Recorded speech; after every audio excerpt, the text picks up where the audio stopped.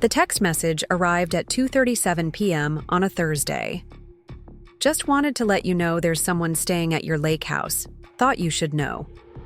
My neighbor at Lake Lure, Susan, always kept an eye on the property when we weren't there. At first, I assumed James had gone up for some alone time. He'd been working late more frequently these past months. But something in my gut tightened as I typed back, "Can you see who it is? Before we jump back in, tell us where you're tuning in from, and if this story touches you, make sure you're subscribed, because tomorrow, I've saved something extra special for you." 3 dots appeared, disappeared, then reappeared. A woman, young, blonde, definitely not you. James's car is there too. I stared at my phone, the world around me suddenly muffled as if I'd been submerged underwater. 9 years of marriage, and in one text message, everything crystallized. The late nights, the business trips that multiplied like rabbits, the sudden password changes on his phone, the declining intimacy he blamed on work stress. I should have felt devastated. Instead, a strange calm washed over me as I remembered something crucial, something James had never bothered to verify. The lake house, my sanctuary purchased with my inheritance from Grandma Eleanor, had never had James's name added to the deed. Not because of any premonition about infidelity, but because we'd both been too busy, and I'd never gotten around to the paperwork. A clerical oversight that was about to become the cornerstone of the most satisfying revenge I could imagine. "Thanks, Susan," I typed back with steady fingers. "Please don't let them know you've contacted me." The morning had started like any other Thursday. I'd risen early, prepared James's favorite breakfast, blueberry pancakes with real maple syrup, and kissed him goodbye as he headed to his office at Preston Financial Advisors. He'd seemed distracted, checking his watch repeatedly. "Big meeting today?" I'd asked, sliding a travel mug of coffee into his hand. "Yeah," he'd mumbled, barely making eye contact. "Might be late again. Don't wait up." I'd nodded, already, accustomed to the routine.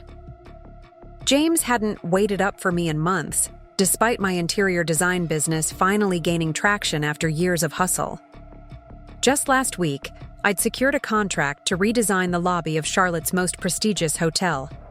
News that James had acknowledged with a distracted, "That's great, babe," before changing the subject to his golf game. Now, as I sat in my home office staring at Susan's text, pieces began falling into place with sickening clarity. The weekend conferences that always seemed to fall when I had client installations. The credit card statements with charges from restaurants we'd never visited together. The faint scent of an unfamiliar perfume that occasionally clung to his clothes. Something floral and aggressively youthful that made my stomach turn. I opened my laptop and navigated to our joint bank account. There it was, a pattern of withdrawals. Over the past 6 months, nothing individually large enough to trigger my attention, but cumulatively significant. Nearly $30,000 had silently slipped away, presumably financing his double life. My hands hovered over the keyboard as I considered my next move. The lake house had been my grandmother's gift to me, her final act of love before cancer took her. "Every woman needs a place that's wholly hers," she'd told me, pressing the deed into my hands. Somewhere to breathe when the world gets too loud. I'd promised to keep it in the family, to honor her legacy. James had always treated the lake house with a strange combination of entitlement and disinterest. He enjoyed hosting friends there, showing off the sprawling deck and private dock, but never lifted a finger for maintenance or improvements. "That's your thing," he'd say whenever I mentioned needed repairs. Yet, he never hesitated to call it our place when impressing colleagues. I picked up my phone and dialed my sister Diane. If anyone would understand the magnitude of this betrayal and help me navigate what came next, it would be her. "Becca?" she answered on the 3rd ring. "Aren't you supposed to be with the Porter client right now?" "Change of plans," I said, my voice steadier than I expected. "James is cheating on me, at Grandma's lake house." A sharp intake of breath then. That miserable son of a... Are you sure? Susan just texted, he's there with some blonde woman. And now that I think about it, he's been making excuses to go there alone for months. I paused, emotion finally catching in my throat. Di, he's been using my grandmother's house to conduct his affair. I'm coming over, she said immediately. Don't do anything until I get there. Don't call him, don't text him, nothing. Promise me. I promise, I said, though a plan was already forming in my mind, one that required precision, not impulsive confrontation. While waiting for Diane, I pulled out the deed to the lake house from my home office files. There it was in black and white. Rebecca Eleanor Mitchell as the sole owner. We'd discussed adding James numerous times over the years, but something had always come up. Tax implications to research, a busy schedule at the county clerk's office, paperwork that seemed too cumbersome for a someday task. When Diane arrived 30 minutes later, I had already created a folder of evidence, bank statements showing the suspicious withdrawals, a calendar marking James's work trips that coincided with weekends I was out of town, and most damning, a series of text messages I'd retrieved from our shared iPad that James had apparently forgotten synced with his phone. Holy shit, Diane whispered as she scrolled through exchanges between James and someone saved as N in his contacts. The messages weren't explicitly sexual, but the intimacy was unmistakable. Inside jokes, complaints about his schedule, planning, details for meetings that never appeared on our shared calendar, and repeatedly references to our special place that could only be the lake house. Do you know who she is? Diane asked. I shook my head, then paused. Wait. I pulled up James's company website on my laptop and navigated to the Our Team page. I scrolled past familiar faces until... There. I pointed to a professional headshot of a young blonde woman with a bright, confident smile. Natalie Parker, junior financial advisor, started about 8 months ago. Of course, Diane scoffed. The classic office affair. Could he be any more predictable? I barely heard her, too focused on Natalie's age listed in her bio. 27. 11 years younger than me. The math made my stomach clench. What are you going to do? Diane asked, reaching for my hand. I took a deep breath, the calm I'd felt earlier returning with surprising force. I'm going to take back what's mine. The lake house? My life, I corrected, starting with the lake house. I outlined my plan to Diane, watching her expression shift from concern to grudging admiration. It wasn't about blind revenge or scorched earth tactics. It was about reclaiming my power, about ensuring that James understood the consequences of his choices in terms he couldn't ignore or explain away. Are you sure about this? Diane asked when I finished. Once you start, there's no going back. I glanced at the framed photo on my desk, James and me on our wedding day, his arm around my waist, both of us laughing at some forgotten joke. The woman in that photo seemed like a stranger now, naive and trusting in a way I could never be again. I'm sure, I said firmly. He made his choice. Now I'm making mine. First, I called Mark Harrington, a lawyer who had helped me set up the LLC for my design business. I explained the situation in clinical terms, focusing on the facts rather than emotions. So to clarify, Mark said after I finished, the lake house is solely in your name, and you never added your husband to the deed? That's correct. And you want to know your options regarding someone staying there without your permission? Yes. Specifically, I want to know if I can legally change the locks and restrict access, even if that someone is my husband. Mark cleared his throat. From a property law perspective, you have the right to control access to property that's solely in your name. However, given that this involves your spouse and the property was acquired during your marriage, things get more complicated in terms of marital assets. But technically right now, I can change the locks if I want to? A pause. Technically, yes. But Rebecca, I strongly advise. I understand, Mark. I'm not making any rash decisions. I just need to know where I stand legally. After ending the call, I sat in silence for several minutes, weighing my options. The betrayal hurt, of course it did. But what cut deeper was the sheer disrespect, using my grandmother's beloved lake house, the place that had always been my sanctuary, for his affair. I need to see it, I said suddenly. See what? Diane asked. Them, at the lake house. I need to confirm it with my own eyes. Diane looked alarmed. Becca, that's not a good idea. What if he sees you? What if... I won't confront them, I promised. I just need to see it for myself, to make it real. 3 hours later, Diane and I were parked on the service road that ran behind the lake house properties, with a clear view of my deck and the back of the house through the trees. James's Audi was parked in the driveway, alongside a red Mini Cooper I didn't recognize. We didn't have to wait long. As the sunset painted the lake in hues of gold and pink, they emerged onto the deck with wine glasses in hand. James looked relaxed in a way I hadn't seen in months, his arm draped casually around Natalie's shoulders.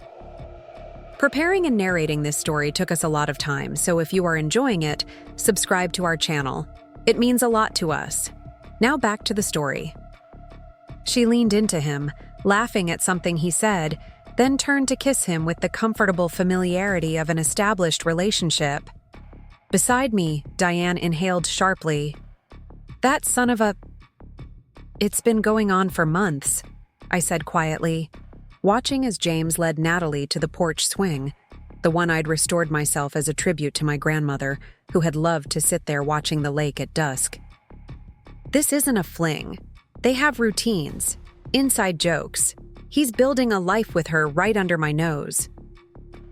What surprised me most was my own reaction.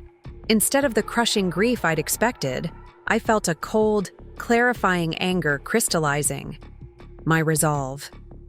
This wasn't just about James's betrayal anymore. It was about his assumption that he could take what was mine, that he was entitled to the fruits of my heritage and hard work. Let's go, I said, turning away from the scene. I've seen enough. Back at our house in Charlotte, I spent the evening methodically implementing the first phase of my plan. I transferred half of our joint savings into a new account under only my name, not out of greed, but self-preservation. I forwarded all the evidence I'd gathered to my personal email and backed it up on a drive Diane would keep. I made a detailed list of everything at the lake house that had sentimental or significant financial value. When my phone rang at 10:30 p.m., James's name lighting up the screen, I answered with perfect composure. Hey, he said, ambient noise suggesting he was driving. Just checking in. How was your day? The audacity of his casual deception nearly took my breath away. 9 years together, and he could lie to me with such ease.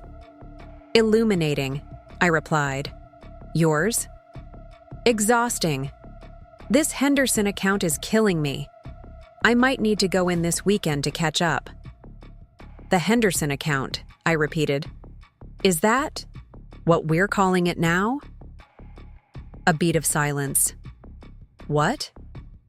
Nothing, I said lightly. Just thinking out loud. When will you be home? Probably another hour. Don't wait up.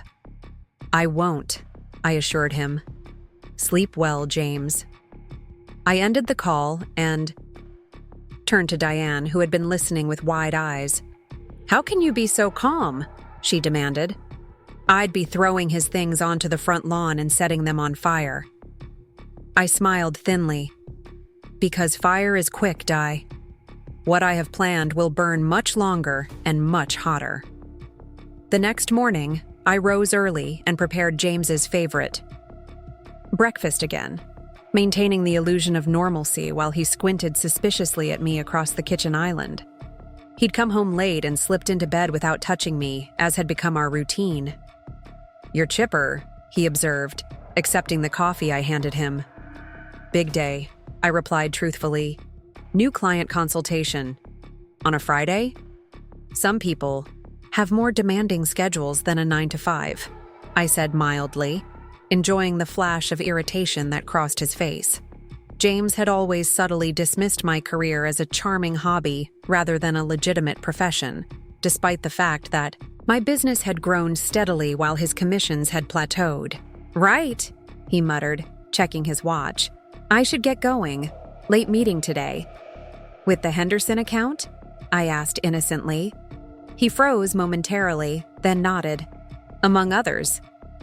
As soon as his car pulled out of the driveway, I called, "Claire, my oldest friend and the only person besides Diane I trusted with the full truth of what was happening." "I need your help," I said when she answered. "And I need you not to ask too many questions." Claire, who had weathered her own divorce 3 years earlier, didn't hesitate. "Name it." By noon, Claire and I were en route to Lake Lure in her SUV, the back loaded with empty storage bins. I'd texted Susan to confirm the coast was clear. Both James and Natalie had departed early that morning, likely headed to their respective workplaces in Charlotte. "Are you sure you want to do this?" Claire asked as we turned onto the gravel road leading to the lake house. "Once you make this move, everything changes." "Everything already changed," I said quietly. "I'm just catching up to reality." The lake house looked exactly as it always had. The weathered blue shutters, the sprawling deck, the carefully tended flower beds I refreshed each spring. But as I unlocked the front door, the familiar space felt violated. Evidence of their presence was everywhere. 2 wine glasses in the sink, a woman's cardigan draped over the back of a chair, a bottle of unfamiliar perfume on the bathroom counter. Most telling was what had changed about the space. My books had been removed from the bedside table, replaced by magazines I never read. The quilt my grandmother had made, which always covered the master bed, had been stored away in favor of a sleek duvet I didn't recognize. The kitchen had been rearranged, my carefully organized system dismantled for someone else's convenience. "They've been playing house," Claire observed, watching me take it all in, making it their own. "Not anymore," I said firmly, and opened the first storage bin. We worked methodically for the next 4 hours, packing up everything of value, or personal significance to me. Family photos, heirlooms, art pieces I'd collected over the years. The quilt, retrieved from the hall closet where it had been unceremoniously stuffed. I left the furniture, it could be replaced, but took the small treasures that made the house a home. In the master bedroom, I found more evidence of Natalie's semi-permanent presence. A drawer full of her clothes, a phone charger on what had been my side of the bed, a framed photo of her and James on a boat, his arm around her, both squinting into the sun, looking every bit the happy couple. I stared at the photo, studying Natalie's face. She was beautiful, undeniably so, with the kind of effortless youth that made women my age feel invisible. But there was something else in her expression, a triumphant confidence, as if she'd won a prize she hadn't expected to claim so easily. "Do you think she knows?" Claire asked, watching me. "That he's married?" "Of course." "No, that he's done this before. That you're not the first wife he's betrayed." I looked up sharply. "What are you talking about?" Claire hesitated. "I didn't want to add to your pain, but..." "James's first assistant at the firm? The one who suddenly moved to Denver 3 years ago?" There were rumors. The information landed like a physical blow. 3 years ago, we'd been married for 6 years by then, trying for a baby, seeing specialists for my unexplained infertility. All while James was apparently pursuing his assistant. "Why didn't you tell me?" I asked, my voice barely audible. "It was just office gossip. I didn't have proof. And you were going through so much with the fertility treatments." Claire looked stricken. "I'm sorry, Becca. I should have said something." I placed the photo face down on the dresser. "It doesn't matter now. This was never about just Natalie. It's about James, who he is, who he's always been." With the car loaded, I took one final walk through the lake house, committing the space to memory. I didn't know when or if I would return, but I wanted to remember it as it had been during happy times. Family gatherings, quiet weekends with a book and a glass of wine, early mornings watching mist rise off the water. Before leaving, I executed the final phase of the day's plan. I called a locksmith I'd arranged in advance, who arrived within 30 minutes to change every lock on the property. I ensured the new keys were only in my name, with strict instructions that no duplicates were to be made without my written authorization. "That should do it," the locksmith said as he handed me the new keys. "Nobody's getting in without these or some serious tools." I thanked him and paid in cash, then sent a quick text to Susan. "If you see anyone trying to enter the lake house, please call the police. The property is secured and anyone attempting access is trespassing." As Claire and I drove back to Charlotte, I felt a strange lightness. The confrontation I'd been dreading still loomed, but I had taken back control in a way that mattered to me. The lake house, my grandmother's legacy, was secure, its treasures protected. "What's next?" Claire asked as we neared the city limits. I fingered the new keys in my pocket. "Now we wait for James to discover he's been locked out of a house that was never his to begin with." I didn't have to wait long. At 7:42 p.m., my phone exploded with notifications. First texts, then calls, all from James. I let them go to voicemail as Claire and I unloaded the storage bins into her garage for safekeeping. When I finally checked the messages, James's progression, from confusion to outrage, was palpable. "Why isn't my key working at the lake house? Did you change the locks? Call me ASAP. Rebecca, this isn't funny. I need to get in. Call me back now." The voicemails grew increasingly desperate, culminating in a final message that vibrated with barely controlled fury. "I don't know what game you're playing, but this is my house too, and you have no right to lock me out. Fix this immediately, or there will be serious consequences." I smiled faintly at his choice of words, "my house too," as if saying it made it true. I texted back a single line, "The deed says otherwise." Then I turned off my phone, poured myself a glass of wine, and settled in for the storm I knew was coming. The lake house had only been the opening salvo in a battle James didn't yet realize he was fighting and losing. Tomorrow would bring the real confrontation, but for tonight, I had reclaimed something precious, the knowledge that not everything in my life could be taken from me without my consent. In the quiet of my home office, surrounded by the business I had built with my own hands, I finally allowed myself to feel the grief and rage I'd been suppressing. 9 years of partnership, or what I'd thought was partnership, revealed as something hollower, more transactional. Had James ever loved me? Or had I simply been convenient, supportive, undemanding, until I wasn't? It didn't matter now. What mattered was what came next. The life I would build from the ashes of this betrayal. A life that was wholly mine, where every decision, every success, every failure belonged to me alone. Starting with a lake house that had never had James's name on the deed, and never would. The drive to Lake Lure with Diane had given me time to process the shock, to let the initial numbness give way to something more complex, a tangle of grief, anger, and surprisingly, relief. The truth, however, painful, offered clarity that months of suspicion and gaslighting had denied me. "Becca, you need to think long term," Diane said, as we parked on the service road behind the property line, positioning ourselves with a clear view of the deck where James and Natalie would eventually appear.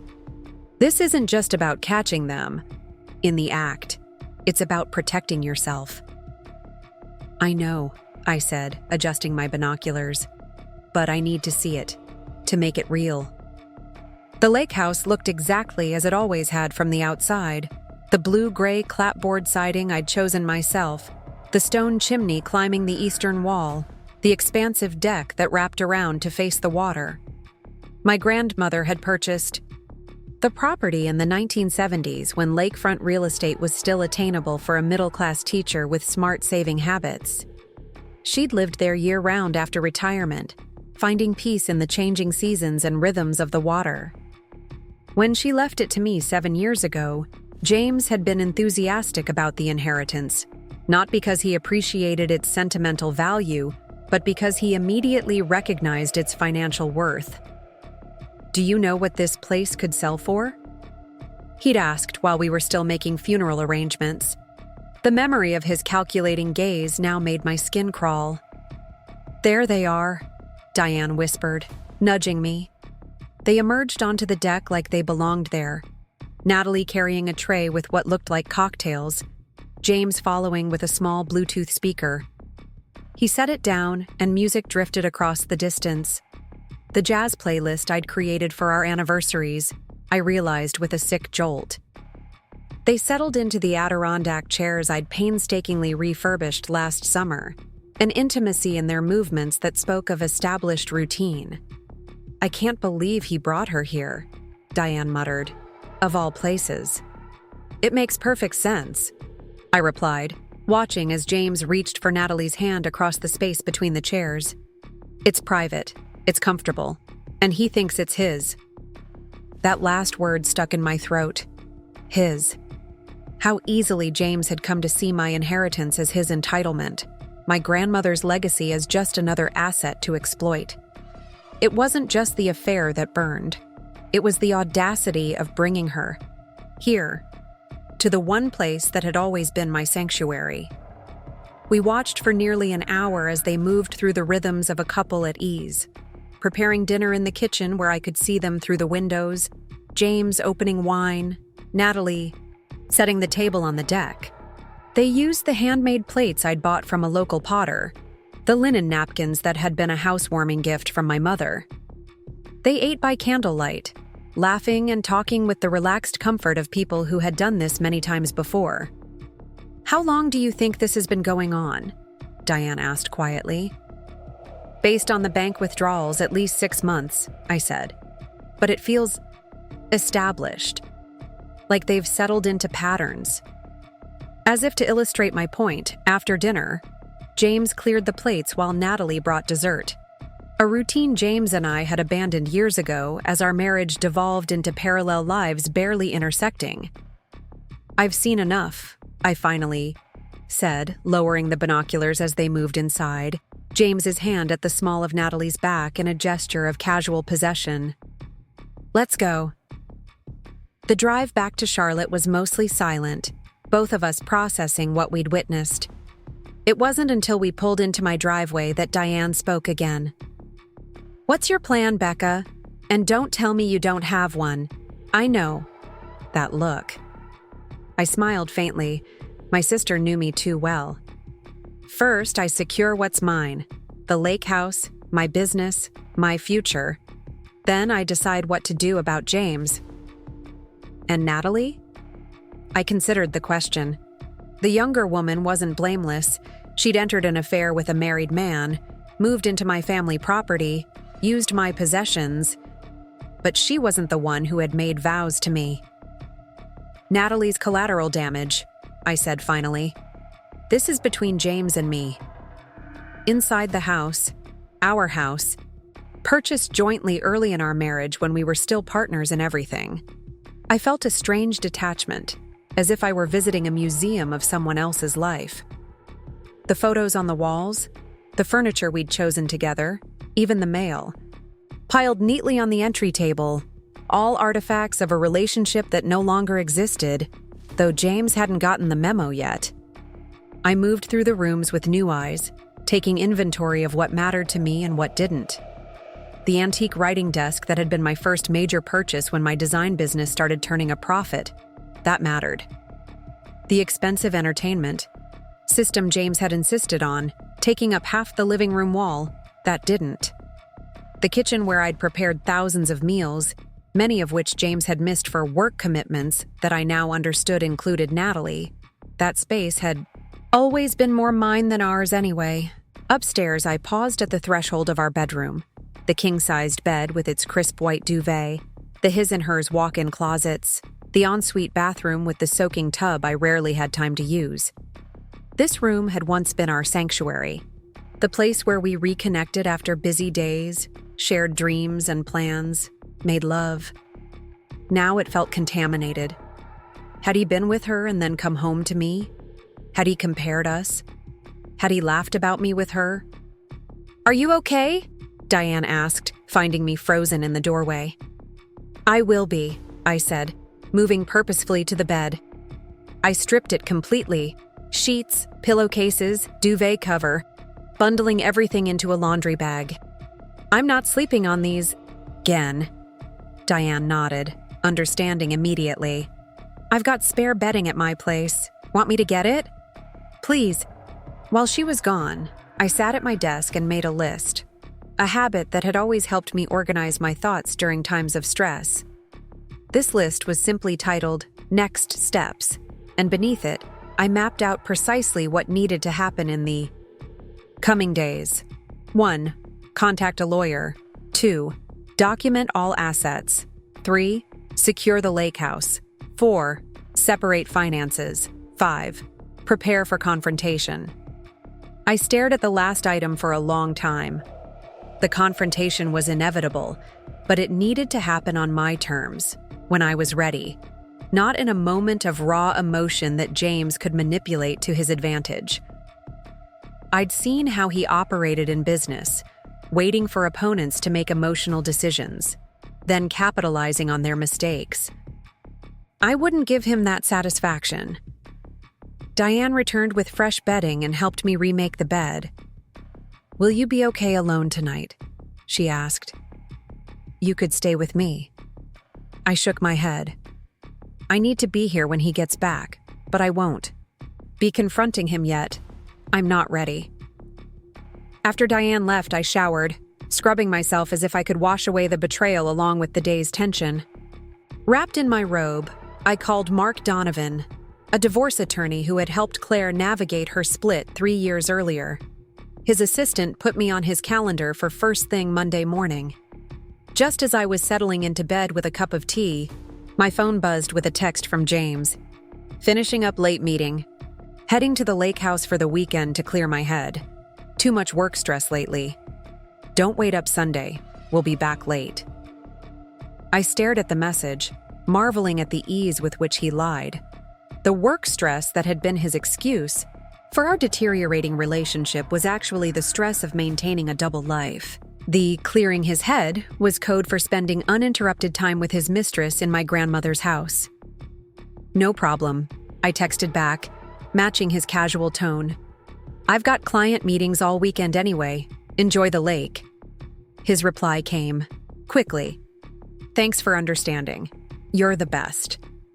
I set the phone down, a cold clarity settling over me. James believed he had constructed the perfect arrangement, a supportive wife who asked few questions and accepted his absences without complaint, a passionate mistress who fulfilled whatever needs he decided I couldn't meet, and a lakeside retreat where he could play out his fantasy life without consequences. He had no idea that his carefully constructed house of cards was about to collapse. The next morning, I rose early, made coffee, and placed a call to my bank. "I'd like to open a new account," I told the representative, "and I need to discuss options for separating joint accounts." 2 hours later, I had a new checking account in my name only, with half of our joint savings transferred into it. I also frozen our joint credit cards, citing suspicious activity, technically true, given James's undisclosed spending on Natalie. My next call was to my accountant, who agreed to meet me that afternoon to review the financial implications of the divorce I hadn't yet mentioned to James. "Rebecca," she said after I explained the situation, "I've been doing this for 20 years. And I want you to know something. You're handling this better than 95% of my clients in similar situations. Most people either do nothing until it's too late, or they make impulsive decisions they later regret.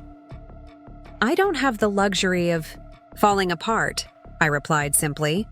"There's too much at stake." By Saturday afternoon, I had met with my accountant, secured copies of all important financial documents, and begun the process of documenting our assets. James had always handled our investments, presenting quarterly updates that I now realized had been carefully curated to show me only what he wanted me to see. My accountant's expression had grown increasingly grim as we uncovered discrepancies.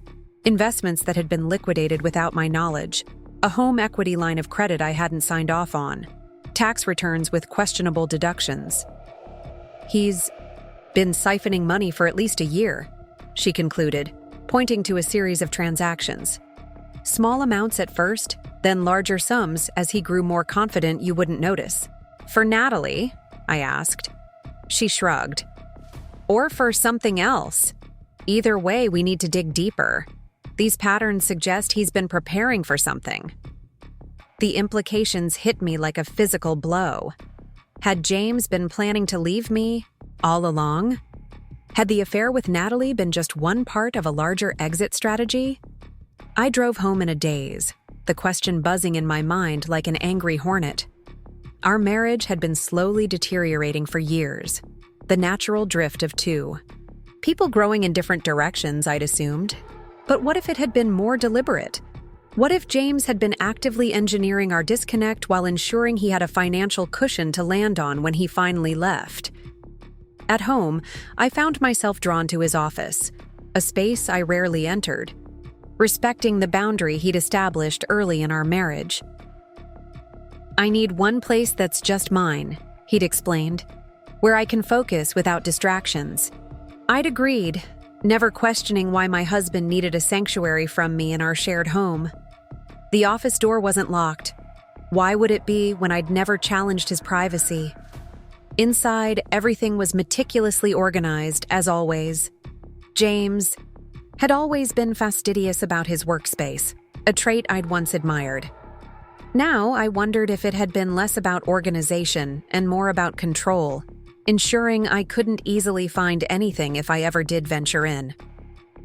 I sat at his desk, taking in the space that suddenly felt like foreign territory. The leather chair, the expensive fountain pens arranged precisely on the blotter, the family photo from our 5th anniversary trip to Hawaii, a happy couple with no idea what lay ahead. I opened the top drawer, not sure what I was looking for, but needing to understand the man I'd married. Bank statements, credit card bills, investment reports, all neatly filed and labeled. I started with the most recent statements, comparing them to the copies I'd secured through my accountant.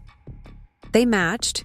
James apparently hadn't expected me to go looking for financial discrepancies.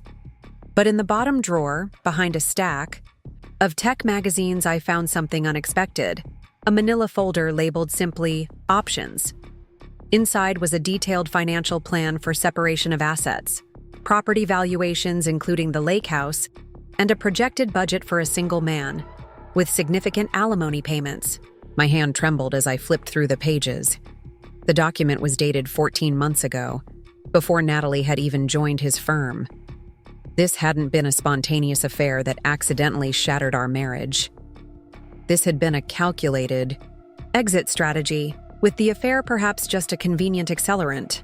More disturbing were the property valuations, especially for the lake house, which James had listed as a joint asset with a 50% claim for himself. He'd even included a note about significant improvements made during marriage, though I couldn't recall any improvements he'd actually contributed to beyond occasionally paying for services I'd arranged. I photographed every page, then returned the folder exactly as I'd found it. Standing in the center of his office, I felt a strange mix of devastation and empowerment.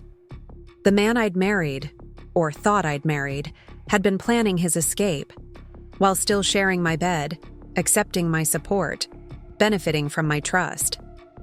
But he'd made a critical miscalculation. He'd assumed the lake house would be considered marital property, subject to the same division as our other assets. He'd failed to verify the deed, to confirm his legal claim to the property that formed the centerpiece of his financial strategy. That oversight would cost him dearly. Sunday morning, I called a locksmith who specialized in emergency services and was willing to make the drive to Lake Lure for the right price. I need all locks changed today, I explained. It's my property. but I've lost control of who has keys. We can do that, he assured me, but we'll need proof of ownership. I have the deed with my name on it, I replied, and I'll be there in person with ID. I called Susan next, confirming that James and Natalie were still at the property, but planning to leave by mid-afternoon according to their pattern of previous weekends. They always head out around 3, she said. He likes to beat the Sunday traffic back to Charlotte. Perfect, I said. Would you mind texting me when they leave? I need to check on something at the house. I spent the morning preparing for the confrontation I knew was coming. I packed an overnight bag with essentials, made arrangements to stay with Diane if needed, and finalized my documentation of our financial situation. By the time Susan texted, they just left, headed toward Charlotte. I was ready. I arrived at Lake Lure just after 4, the locksmith pulling in behind me. The house looked undisturbed from the outside, but inside, evidence of their weekend was everywhere. Wine bottles on the counter, breakfast dishes in the sink, a woman's scarf draped over the back of a dining chair. Most jarringly, a framed photo of James and Natalie had been placed on the mantel, replacing a family picture that had stood there for years. "This is definitely your property?" the locksmith asked, noting my reaction to the interior. I handed him the deed, my name clearly listed as the sole owner. Yes, my grandmother left it to me before I was married. My husband was never added to the deed. He nodded, satisfied, and began work on the locks. Front door, back door, side entrance, even the boathouse at the end of the dock. I walked through the house while he worked, taking inventory of what had changed during Natalie's tenure. The master bedroom told the clearest story. My personal items had been removed from the bedside table and bathroom, replaced with Natalie's things as if I'd never existed. The closet held several of her outfits, neatly hung beside James's weekend clothes. On the dresser, a jewelry box contained pieces I'd never seen before, gifts from James, presumably, purchased with our joint funds. I gathered Natalie's belongings into a box, not out of spite, but practicality. She would need these things, and I had no desire to destroy or discard them. James's possessions I left untouched. That would be a more complicated negotiation for another day. By the time the locksmith finished, it was nearly 6 o'clock. He handed me the new keys, 4 sets, as I'd requested. "All done," he said. "Nobody's getting in without these now." I paid him, adding a generous tip for the Sunday service, and walked him to his van. As he drove away, I stood in the driveway looking at the house, my house, feeling a complicated mix of emotions. This place had been my refuge, my connection to my grandmother, my escape from the pressures of everyday life. James and Natalie had tainted it with their betrayal. Yet standing there, I felt the property reclaiming its essential character. The lake still shimmered in the evening light. The pines still whispered in the breeze. This place had survived, long before James, and it would outlast him too. Inside, I opened all the windows, letting fresh air cleanse the space. I stripped the bed, unable to bear the thought of sleeping where they had been, and remade it with clean linens from the hall. Closet. In the kitchen, I washed every dish, glass, and utensil, then wiped down all surfaces.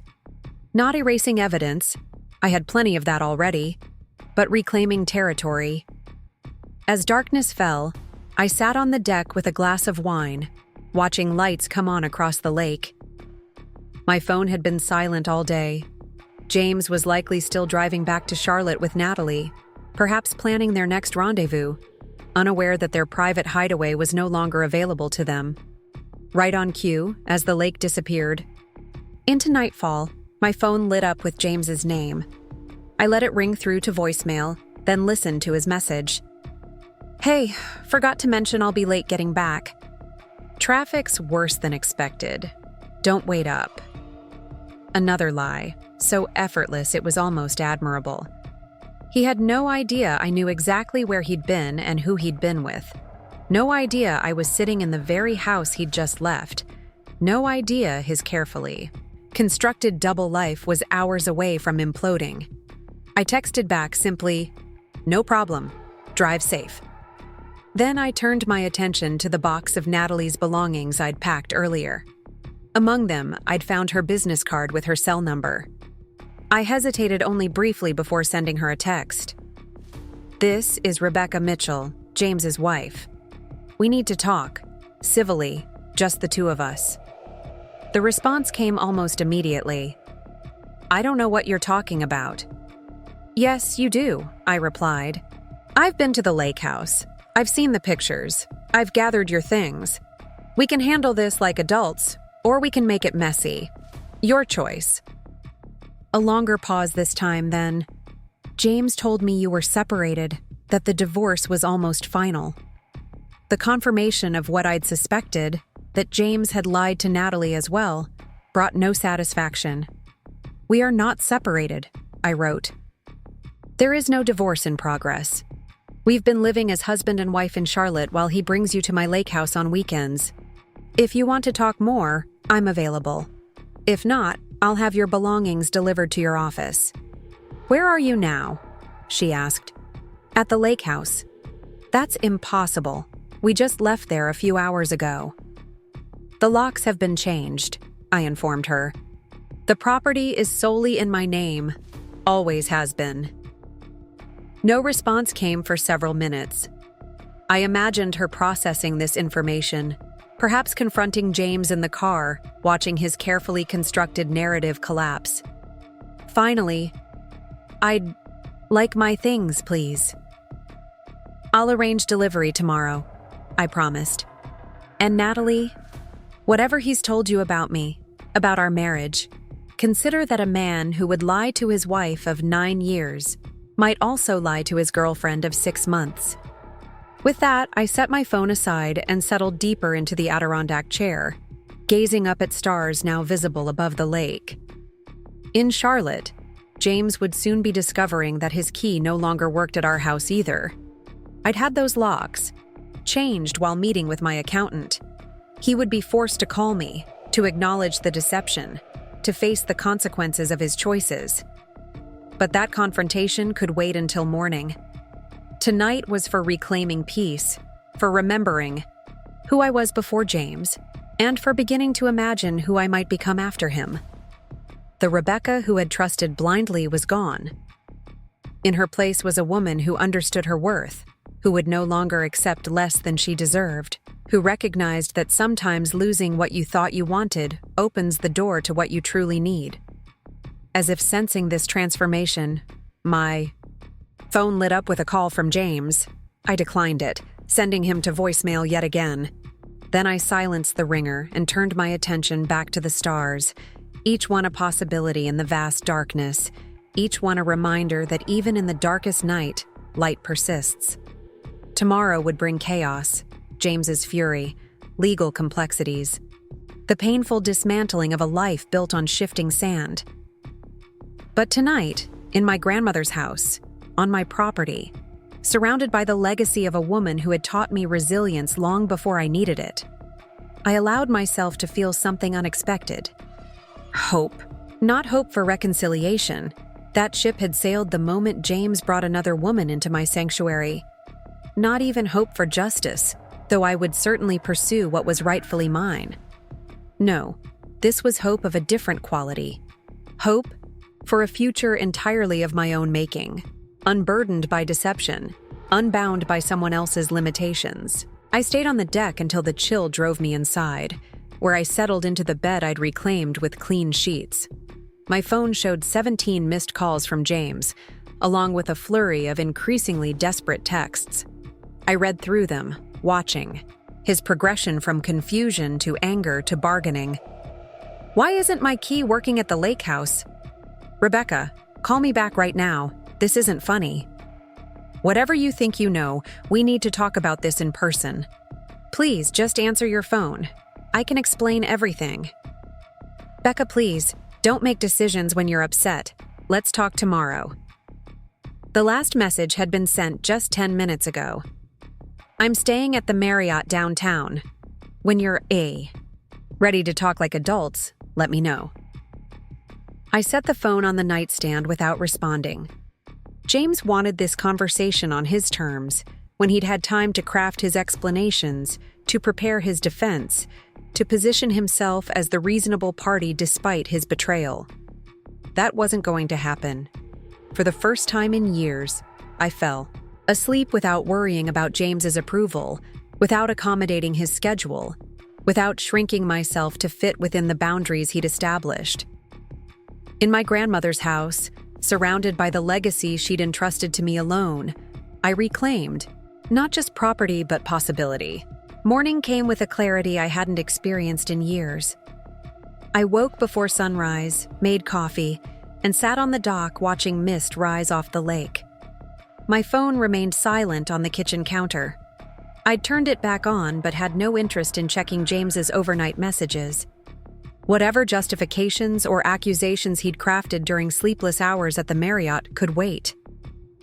This moment was mine alone, a communion with the place that had always restored me. The lake house had been my grandmother's sanctuary during her final years, and she'd passed it to me with a simple instruction. Make this place your refuge, Becca. Let it remind you who you are when the world tries to tell you differently. In the soft morning light, watching herons stalk the shallows and fish break the surface in feeding ripples, I felt her presence more strongly than I had in years. What would she say about James's betrayal? About the way I'd handled the discovery? I smiled, imagining her practical response. Well, you've secured the property. Now secure yourself. Security, emotional, financial, legal, would require confronting James directly. Not in anger, though I certainly felt it, but with the same methodical clarity I brought to my design projects. Assess the situation, identify the problems, develop solutions, implement with precision. I finished my coffee, rinsed the mug, and picked up my phone. 23 missed calls, 16 voicemails, 38 text messages, a digital tantrum from a man unaccustomed to having his will thwarted. I bypassed all of it and composed a single text. I'm at the lake house. Come. Alone at noon. We'll talk then. His response was immediate. On my way.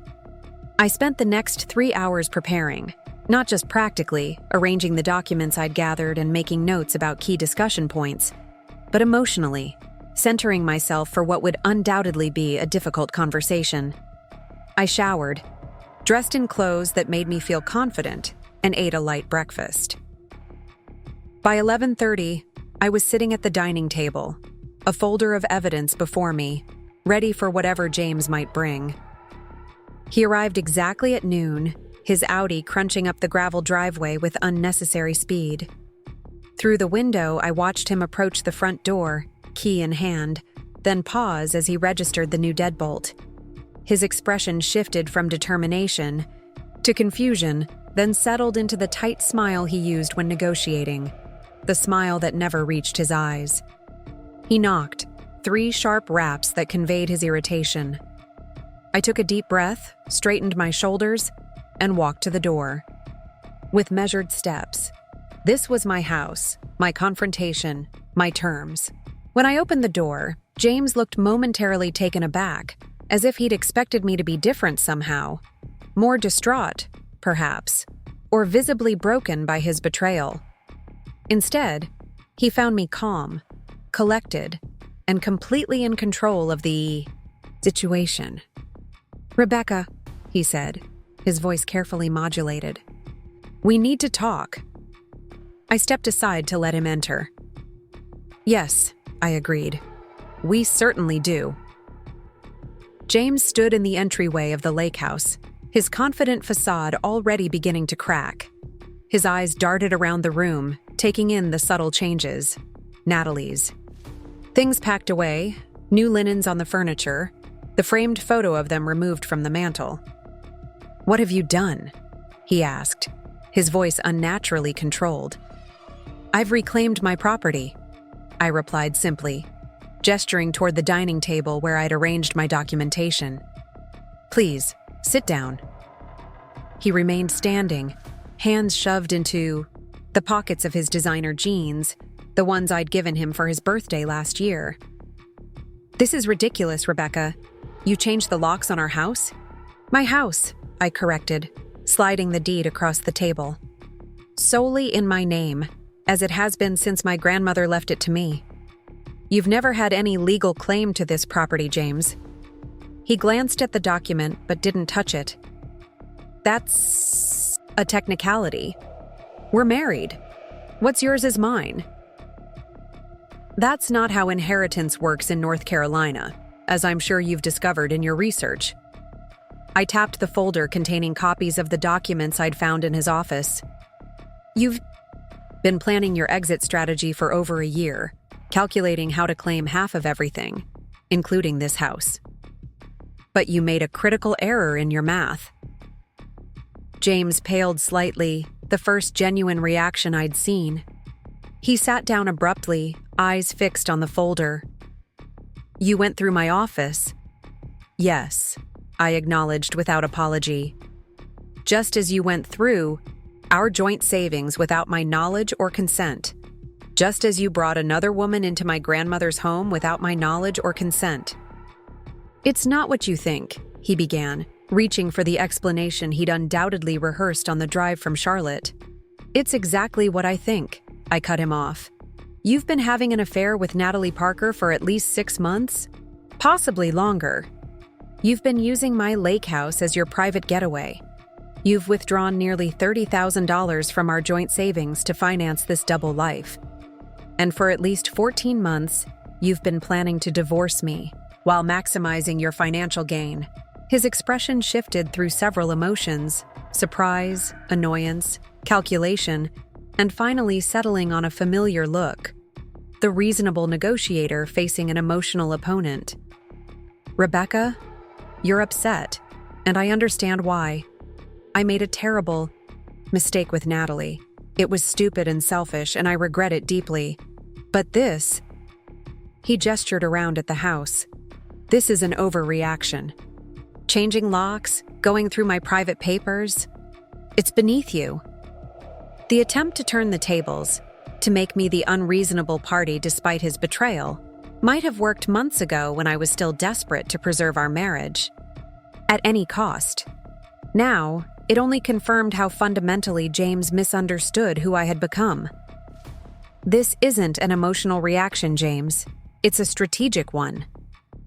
I opened the folder and spread out copies of his exit plan, bank statements showing his withdrawals, text messages between him and Natalie discussing weekend plans at their lake house. "I'm simply protecting what's legally mine while giving you the exit you've been planning." He stared at the evidence, then attempted another tack. "I never meant for any of this to happen. Things with us haven't been right for a long time, Becca.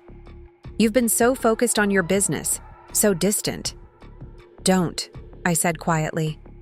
"Don't try to make this my fault. You had options: counseling, honest conversation, even an honorable separation. Instead, you chose deception. You chose to steal from me. You chose to violate my sanctuary with another woman." James leaned forward, voice dropping into the intimate register he used to diffuse tense client situations. "I know I've hurt you, and I'm truly sorry for that. But we've built a life together for 9 years. Does that count for nothing? Can't we at least discuss this like adults before you start dismantling everything?" "That's precisely what I'm doing," I replied, unmoved by the performance, discussing it like adults. "Here are the facts. You've been unfaithful, financially deceptive, and were planning to divorce me anyway. I'm simply accelerating the timeline and ensuring the property that rightfully belongs to me remains in my possession." "And what about our home in Charlotte? My business contacts that helped your little design venture get off the ground? The lifestyle you've become accustomed to?" His tone had hardened, the mask of contrition slipping to reveal the calculation beneath. "Do you really think you can support yourself without me?" And there it was, the fundamental assumption that had allowed James to believe he could betray me with impunity. He truly thought I was dependent on him, that when faced with the prospect, Of independence, I would capitulate to whatever terms he offered rather than risk losing his financial support. My little design venture grossed over $300,000 last year, I informed him calmly. The contract I just signed with Providence Hotels will nearly double that this year. I've supported myself since before we met, James, and I'll continue to do so after you're gone. He blinked, genuinely surprised. I'd always downplayed my business success around him, sensing his discomfort when my achievements threatened to overshadow his. Another accommodation I'd made without even realizing it. As for our Charlotte home, I continued, I expect we'll sell it and split the proceeds, as is customary in divorce. Your business contacts are yours to keep. I've established my own professional network. And the lifestyle I've become accustomed to includes a husband who respects his marriage vows, which clearly isn't something you can provide. James stood abruptly, pacing to the window overlooking the lake. I waited, letting the silence stretch between us. This had been his pattern throughout our marriage, creating dramatic tension, then swooping in with a solution that inevitably favored his interests. I wouldn't be drawn into the familiar dance. "What do you want?" he finally asked, still facing the window. "A divorce," I replied simply. "Clean, fair, and as quick as possible." He turned, eyes narrowed. "And the lake, house, is non-negotiable. It remains solely in my name, as it has always been." "Natalie said you packed her things." The sudden shift in topic was meant to throw me off balance, another classic James tactic. I nodded. "They're in a box in the hall closet. She's welcome." "To arrange pickup. She says you texted her." "I did." "She deserved to know the truth about our marriage, given that you've been lying to her as well." His jaw tightened. "You had no right to inform another woman that her boyfriend is married?" "I disagree. Natalie isn't the enemy here, James. She's as much a victim of your deception as I am, though in a different way." "She knew I was married," he admitted, abandoning that particular line of defense. "But I told her we were separated, that the divorce was just a matter of paperwork. And she believed you because you're very convincing when you want something." I gathered the documents, returning them to the folder. "Just as I believed you when you said you were working late, or that you needed time alone at the lake to clear your head. We both trusted someone who didn't deserve our trust." James sat back down, running a hand through his hair, a gesture I'd once found endearing, now recognized as calculated to appear vulnerable. "What happens now?" "Now you leave. I'll have my lawyer contact yours tomorrow with initial divorce terms. The lake house is off the table completely. The Charlotte property we can discuss dividing fairly, along with our other joint assets." "And tonight? Where am I supposed to go?" "You seemed comfortable at the Marriott last night. I'm sure they have vacancies." His expression darkened. "You're enjoying this, aren't you? Seeing me scramble?" "No," I said honestly. "I take no pleasure in the collapse of our marriage, but I refuse to apologize for protecting what's mine or for demanding basic respect." James stood again, this time moving toward the door. "This isn't over, Rebecca. You think you've got everything figured out, but you have no idea what you're up against." The threat, however veiled, solidified my resolve. This was the real James, the one who viewed relationships as power struggles, who couldn't stand losing control. "Actually, I do," I replied. "I'm up against a man who's discovered his wife isn't as naive or dependent as he assumed. It must be quite disorienting for you." He grabbed his jacket from the back of a chair, jaw clenched in poorly concealed fury. "I want my things from the house. Contact my lawyer tomorrow. We'll arrange a time for you to collect your personal belongings under supervision." "Supervision? Like I'm some kind of criminal? Like you're a man who's already proven he can't be trusted?" I stood firm, refusing to be intimidated in my own home. "Goodbye, James." He hesitated at the door, perhaps waiting for me to soften, to show a crack in my resolve that he could exploit. When none came, he shook his head. "I never thought you could be this cold." "And I never thought you could be this cruel," I replied. "I guess we've both discovered new things about each other." After he left, I locked the door behind him and leaned against it, waiting for the emotional collapse that seemed inevitable after such a confrontation. To my surprise, it didn't come. Instead, I felt an enormous sense of relief, as if I'd set down a burden I'd been carrying for years without realizing its weight. I moved to the deck with a glass of wine, watching James's car disappear down the gravel road. The lake stretched before me, unchanged by human drama, its surface reflecting the late afternoon sun. My grandmother had left me this sanctuary, knowing someday I might need its strength. She couldn't have predicted the circumstances, but she had understood something essential about the power of having a place to call entirely one's own. My phone buzzed with a text from Diane. "How did it go?" "It's done," I replied. "He's gone."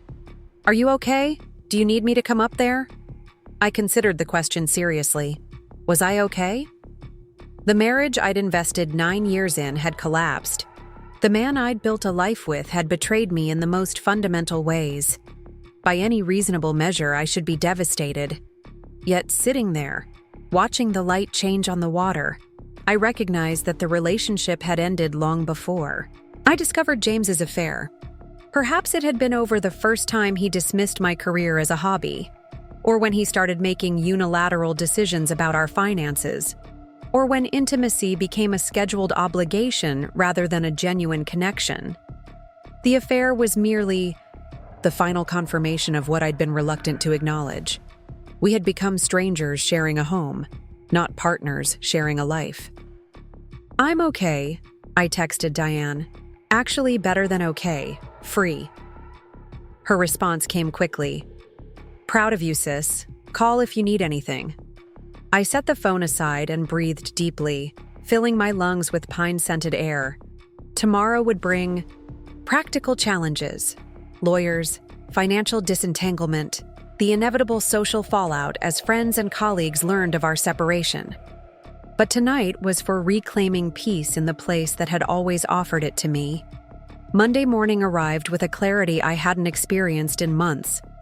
I woke early, packed my overnight bag, and drove back to Charlotte for my appointment with Mark Donovan. The divorce attorney's office occupied the 15th floor of a downtown high-rise, its reception area designed to convey both prosperity and discretion. Leather seating, muted color palette, soundproofed walls. Mark himself was a surprise. Younger than I'd expected, with an easy smile that contradicted my image of divorce lawyers as sharks in expensive suits. "Rebecca," he greeted me, offering his hand. "Claire has told me good things about you. I'm sorry we're meeting under these circumstances." I appreciated the lack of platitudes as he led me into his office. No empty assurances that everything would be okay or that I'd find someone better. Just a straightforward acknowledgement of a difficult situation. "I brought everything you asked for," I said, placing my folder on his desk. Financial statements, property deed, evidence of the affair, copies of James's exit strategy documents. Mark raised an eyebrow at the last item. "Exit strategy?" I explained what I'd found in James's office, the detailed plans for divorce, that predated his affair with Natalie by months. "He's been planning this for over a year, while pretending everything was fine." Mark examined the documents with professional interest. "This is unusual. Most clients don't have such clear evidence of premeditation." He looked up. "It gives us leverage, especially regarding the lake house. Your husband clearly intended to claim half its value despite it being your separate property." "That's not happening," I said firmly. "The lake house is non-negotiable. Based on what you've shown me, we have a strong position to protect it. North Carolina law is clear on inherited property remaining separate unless it's been commingled with marital assets. Since the deed has always been solely in your name and you've maintained it primarily with your own funds, we have a solid case." We spent the next hour outlining strategy, what I could reasonably expect from the divorce proceedings, potential stumbling blocks, timelines for various filings. Mark was thorough and direct, qualities I appreciated given the circumstances. "What about James's threat?" I asked, recounting his parting words at the lake house. Mark looked thoughtful. "It's vague enough to give us pause. Has he ever been physically intimidating?" "No," I said honestly. "James's weapons are psychological, not physical. He manipulates, he doesn't threaten." "Then my guess is he'll try to make this as financially painful as possible. He might contest the lake house despite the clear legal standing. He might drag out proceedings to increase legal costs. He might try to undervalue assets or hide funds." Mark leaned forward. "But here's the thing about those tactics. They only work if you're desperate for a quick resolution or if you don't have competent representation. You have both time and me." I smiled for what felt like the first time in days. "That's reassuring." "One more thing," Mark added as our meeting concluded. "Change your passwords on everything. Email, social media, banking, investment accounts. Even if James doesn't have them, it's better to be safe. And don't discuss the case with mutual friends, no matter how tempting it might be to set the record straight when he inevitably starts spinning his version of events." I nodded, adding these items to my mental checklist. "What should I expect when I get home? He still doesn't have keys to the house. Legally, it's still his residence as well as yours, so he has a right to access. I'd suggest allowing him to collect essential personal items under supervision, as you proposed. After that, we can file for exclusive use of the marital home during separation, which would legally prevent him from entering without permission." Armed with this guidance, I left Mark's office feeling prepared for whatever came next. The fear and uncertainty that had initially accompanied my discovery of James's betrayal had been replaced by a strategic clarity, a roadmap through the dismantling of a shared life. My phone buzzed as I reached my car. A text from Claire. "Heard? From mutual friends that James is telling people you had a mental breakdown and locked him out of both houses without warning. Want me to set the record straight?" I sighed, unsurprised by James's attempt to control the narrative. "No," I replied. "Let him dig his own credibility grave. The truth will become clear soon enough." At home, I found James waiting in the driveway, leaning against his car with feigned casualness. He straightened as I pulled in, attempting a smile that looked more like a grimace. "Rebecca, we need to talk." "We talked yesterday," I reminded him, unlocking the front door. "If you want to collect some personal items, you can do that now while I'm here. Otherwise, communication should go through our lawyers." "Lawyers? Already?" He followed me inside, his tone incredulous. "Don't you think you're rushing things? We haven't even tried to work through this."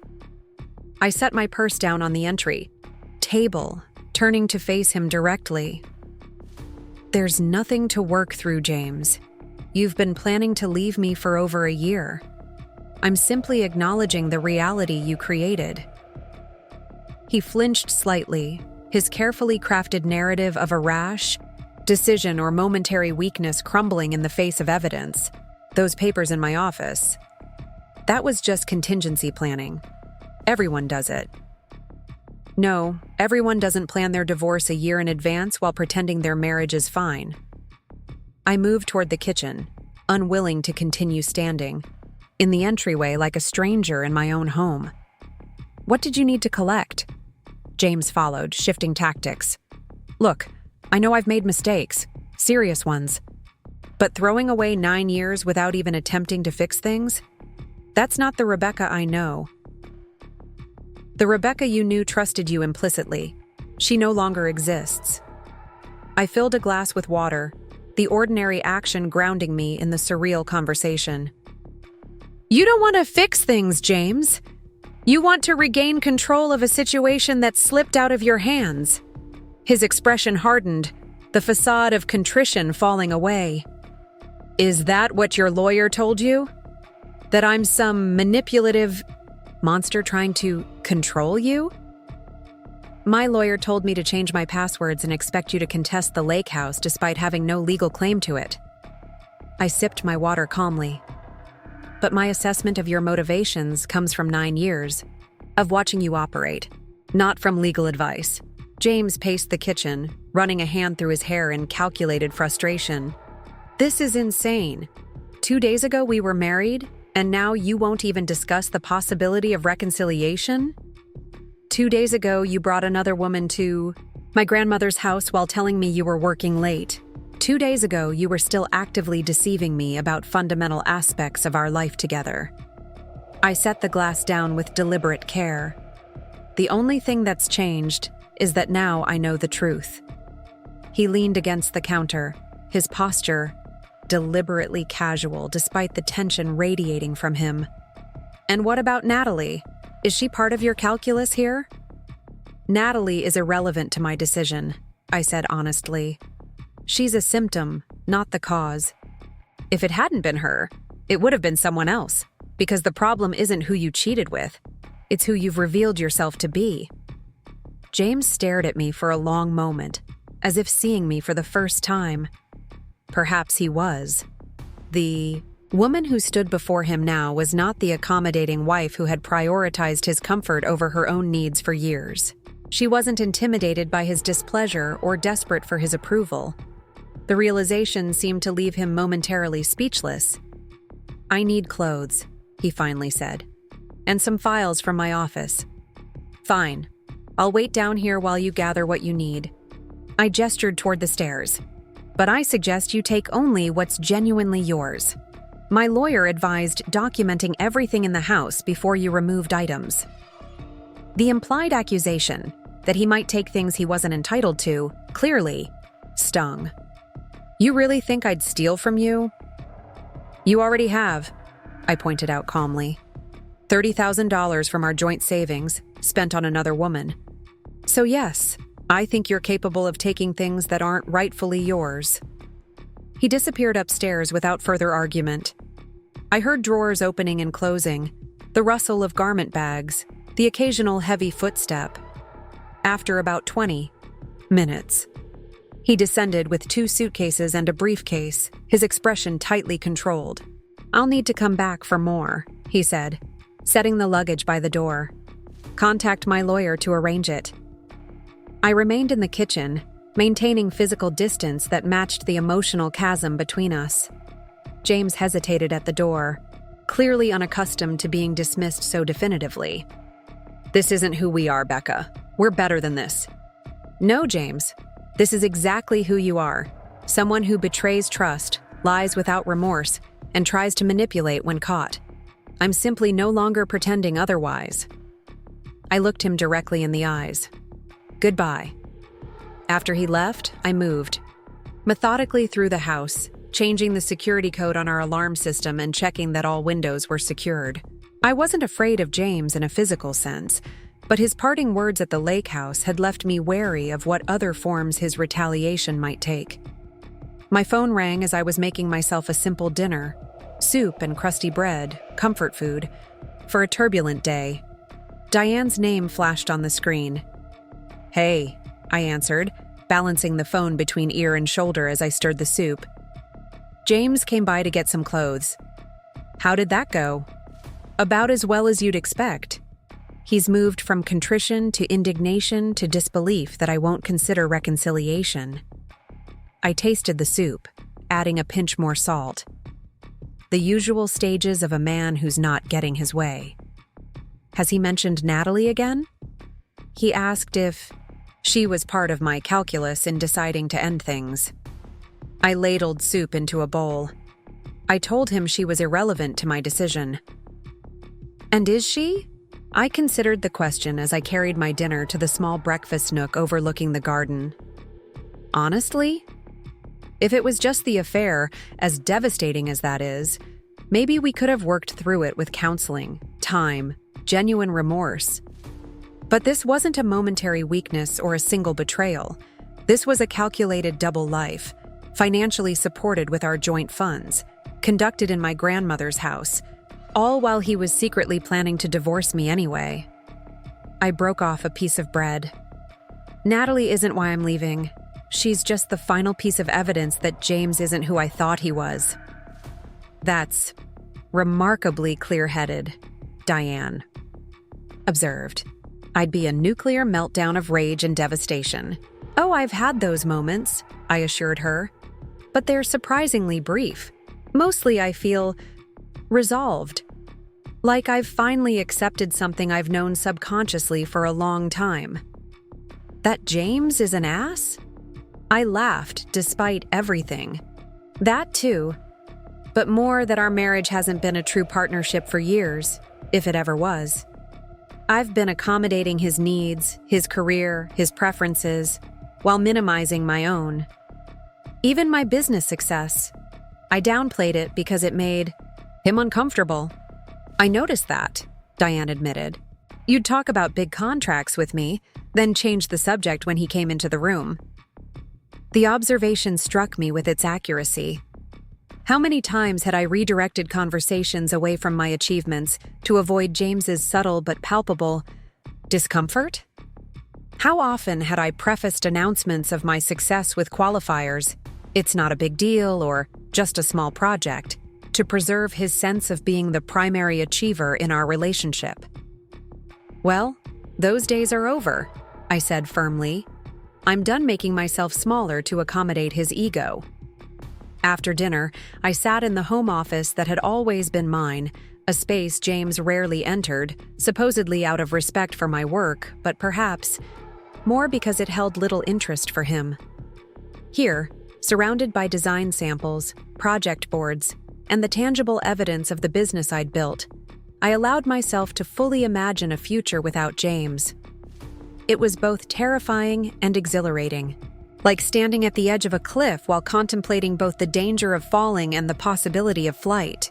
For nearly a decade, I'd defined myself partly through my relationship with James, his wife, his partner, his support system. Who would I be without those roles to anchor my identity? The answer came with unexpected clarity. I would be exactly who I'd always been beneath those labels: a successful designer, a devoted granddaughter, a loving sister, a loyal friend. Those aspects of myself hadn't disappeared during my marriage. They'd simply been overshadowed by the work of accommodating James's larger personality. My phone buzzed with a text from an unknown number. "It's Natalie. Can we meet?" I stared at the message, surprised by the direct approach. I'd expected Natalie to either disappear from the periphery of my life or to communicate through James. A direct request to meet suggested something else entirely. "Why?" I replied after careful consideration. "Because I think we've both been lied to, and I have information you should know." Intrigued despite my wariness, I agreed to meet her the following afternoon at a coffee shop downtown, public enough to be safe, anonymous enough to avoid mutual acquaintances. Whatever Natalie wanted to share, it warranted hearing directly, rather than filtered through James's manipulations. That night, I slept more soundly than I had in months, perhaps years. The bed that had felt contaminated just days earlier now felt like my own again, reclaimed along with my sense of agency. Tomorrow would bring new challenges: the meeting with Natalie, continued legal procedures, the gradual dismantling of a shared life. But for the first time since discovering James's betrayal, I faced those challenges not with dread, but with determination. The Rebecca who had innocently prepared James's favorite breakfast just days ago was gone, replaced by a woman who understood that trust, once fundamentally broken, couldn't simply be repaired with apologies or promises. Some betrayals changed you permanently, not because they destroyed you, but because they forced you to see truths you could never again unsee. As morning light filtered through the curtains, I realized that while James had taken much from me, trust, security, years I couldn't reclaim, he had inadvertently given me something precious in return: the freedom to rediscover myself without the constraints of his expectations. It wasn't a fair trade, not by any measure, but it was one I was determined to leverage into a future entirely of my own making. The coffee shop downtown was busy with the mid-afternoon rush when I arrived for my meeting with Natalie. I'd chosen a seat in the corner, back to the wall, with a clear view of the entrance, a strategic position that would allow me to observe her before she saw me. I wasn't sure what to expect from this encounter, but instinct told me to prepare for anything. She arrived precisely on time, scanning the space with purposeful efficiency. In person, away from the carefully curated professional headshot on. James's company website, Natalie Parker, looked younger, more vulnerable somehow. Her blonde hair was pulled back in a simple ponytail, her makeup minimal. She wore jeans and a navy blazer, casual but polished, the uniform of a young professional still constructing her identity. Our eyes met across the room, and I saw a brief flash of hesitation before she squared her shoulders and approached my table. Up close, I could see the faint shadows beneath her eyes, evidence that the past few days had exacted a toll on her as well. "Rebecca," she said, her voice steadier, then her expression. "Thank you for meeting me." I gestured to the empty chair across from mine. "You said you had information I should know." She sat, placing her handbag carefully on the empty chair beside her, a deliberate gesture that conveyed her awareness of boundaries. "I do, but first." She took a deep breath. "I want to apologize. I knew James was married. He told me you were separated, that the divorce was almost finalized, but I should have verified that independently. I didn't want to know the truth." The candor surprised me. I'd expected defensiveness, perhaps even hostility. "Why are you telling me this?" "Because starting anything with a lie seems pointless now." She met my gaze directly. "I made choices I'm not proud of, believing what I wanted to believe. You deserve better than more deception." A server approached, momentarily pausing our conversation. We both ordered a latte for me, green tea for Natalie. When we were alone again, I studied her more carefully. She was beautiful, yes, but it wasn't the superficial beauty of youth that had attracted James. There was a sharpness to her gaze, an intelligence that likely challenged and engaged him in ways he found stimulating. "How did it start?" I asked, not entirely sure why I wanted to know, but feeling it was somehow important to understanding the full scope of James's betrayal. Natalie didn't pretend to misunderstand. "I joined the firm last August. James was assigned as my mentor. It was professional at first. He was helpful, encouraging, took an interest in my development. Then came late nights working on the Peterson account, dinners to discuss strategy that gradually became more personal." She paused, a flush creeping up her neck. "He told me his marriage was over in all but paperwork, that you'd grown apart, wanted different things. That staying together was just a financial arrangement until the timing was right." The familiar narrative, James recasting our marriage to suit his needs, no longer had the power to wound me deeply. "When did the lake house enter the picture?" "January," she replied. "After the holidays. He said it was your shared vacation property, but that you never used it anymore. That it was sitting empty most of the time." She twisted her napkin between her fingers. "The first weekend he took me there, I noticed the family photos. You and him together, looking happy. I asked about them. He said they were old, that he kept them up to maintain appearances for neighbors who might stop by." Every detail of her account confirmed what I'd already pieced together. James's methodical construction of a parallel life, built on calculated lies and assumptions that neither woman in his life would discover the truth. The precision of his deception should have hurt more, but instead, it reinforced my certainty about ending the marriage. "You said you have information I should know," I prompted as our drinks arrived. Natalie nodded, reaching into her bag to withdraw a folder similar to the one I'd compiled with evidence of James's betrayal. "After you texted me, after I confirmed the truth with James, I did some digging of my own. What I found, well, I think you should see for yourself. She slid the folder across the table. Inside were bank statements, investment reports, and email printouts, all documenting financial activities James had hidden from both of us. James has been moving significant assets offshore for nearly 18 months, Natalie explained, her professional demeanor now evident. I work in financial advising. When patterns look this deliberate, it usually means someone's preparing for a major life change while protecting their assets. I scanned the documents, recognizing some of the same transactions I'd discovered in my own investigation, along with others I hadn't found. How did you get access to these? I didn't do anything illegal, she assured me quickly. As his mentee, I had legitimate access to certain accounts for client work. Once I started looking closely, patterns emerged. The rest came from his work email, which he sometimes left open on shared computers.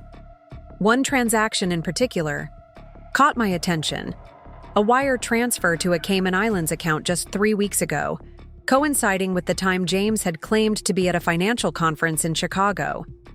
The amount made my stomach clench: $175,000. This couldn't have come from our joint accounts, I said, tapping the entry. I would have noticed.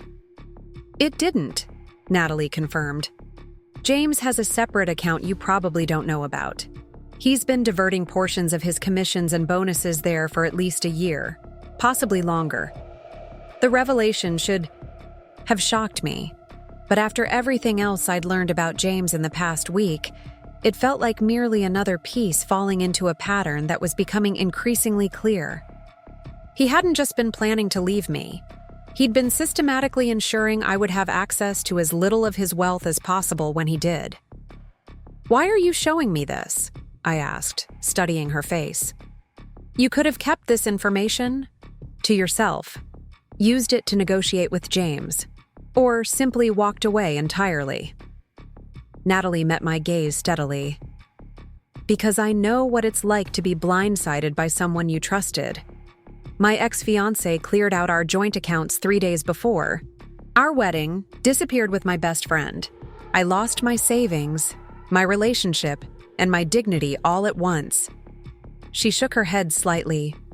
I promised myself I'd never be complicit in doing that to another woman. Yet here I am.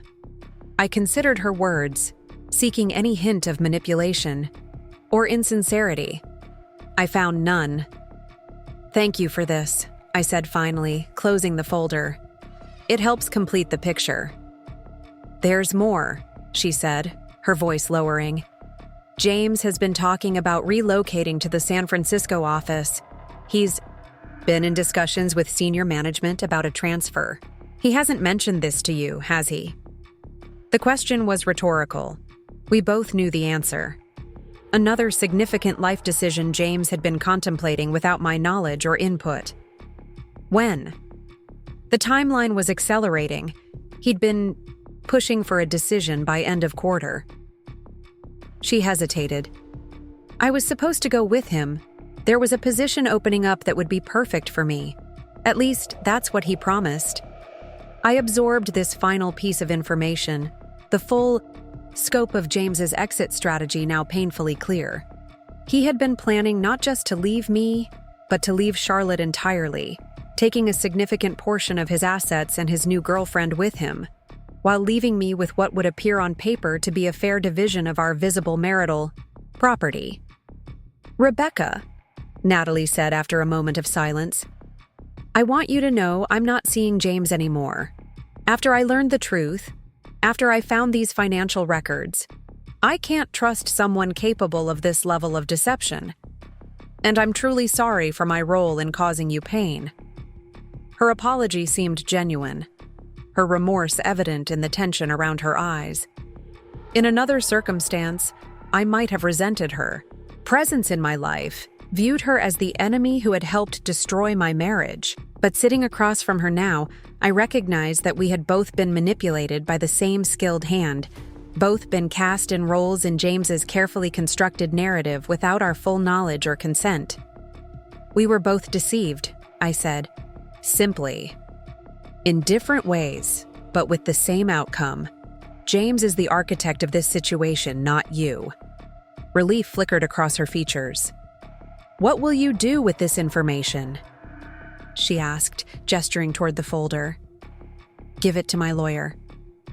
I took a sip of my latte, considering the implications. James doesn't know you've discovered these accounts? Or that you've shared them with me? No. As far as he knows, I'm just processing the revelation that he's still very much married. A hint of steel entered her voice. He's been calling constantly, texting apologies, claiming he can explain everything. I've been ignoring him. Keep doing that, I advised. The less he knows about what we've discovered, the better position. We're both in. Natalie nodded, understanding immediately. He'll try to move those funds once he realizes the divorce is proceeding. He might already be planning it. Then we need to act quickly. I stood, gathering my purse and the folder of evidence. Thank you, Natalie. This couldn't have been easy for you. She rose as well, extending her hand formally. It wasn't, but it was necessary. As we shook hands, an unexpected moment of solidarity passed between us. Two women who had glimpsed behind the carefully constructed facade of the same man and found something neither of us could accept. One more thing, she said as I turned to leave. Be careful. James doesn't respond well to losing control of a situation. When the Peterson deal fell through last month, he had a moment in his office. She trailed off, searching for words. He didn't break anything or yell.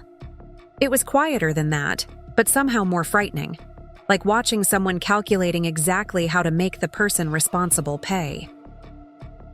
The warning added a new dimension to my concerns.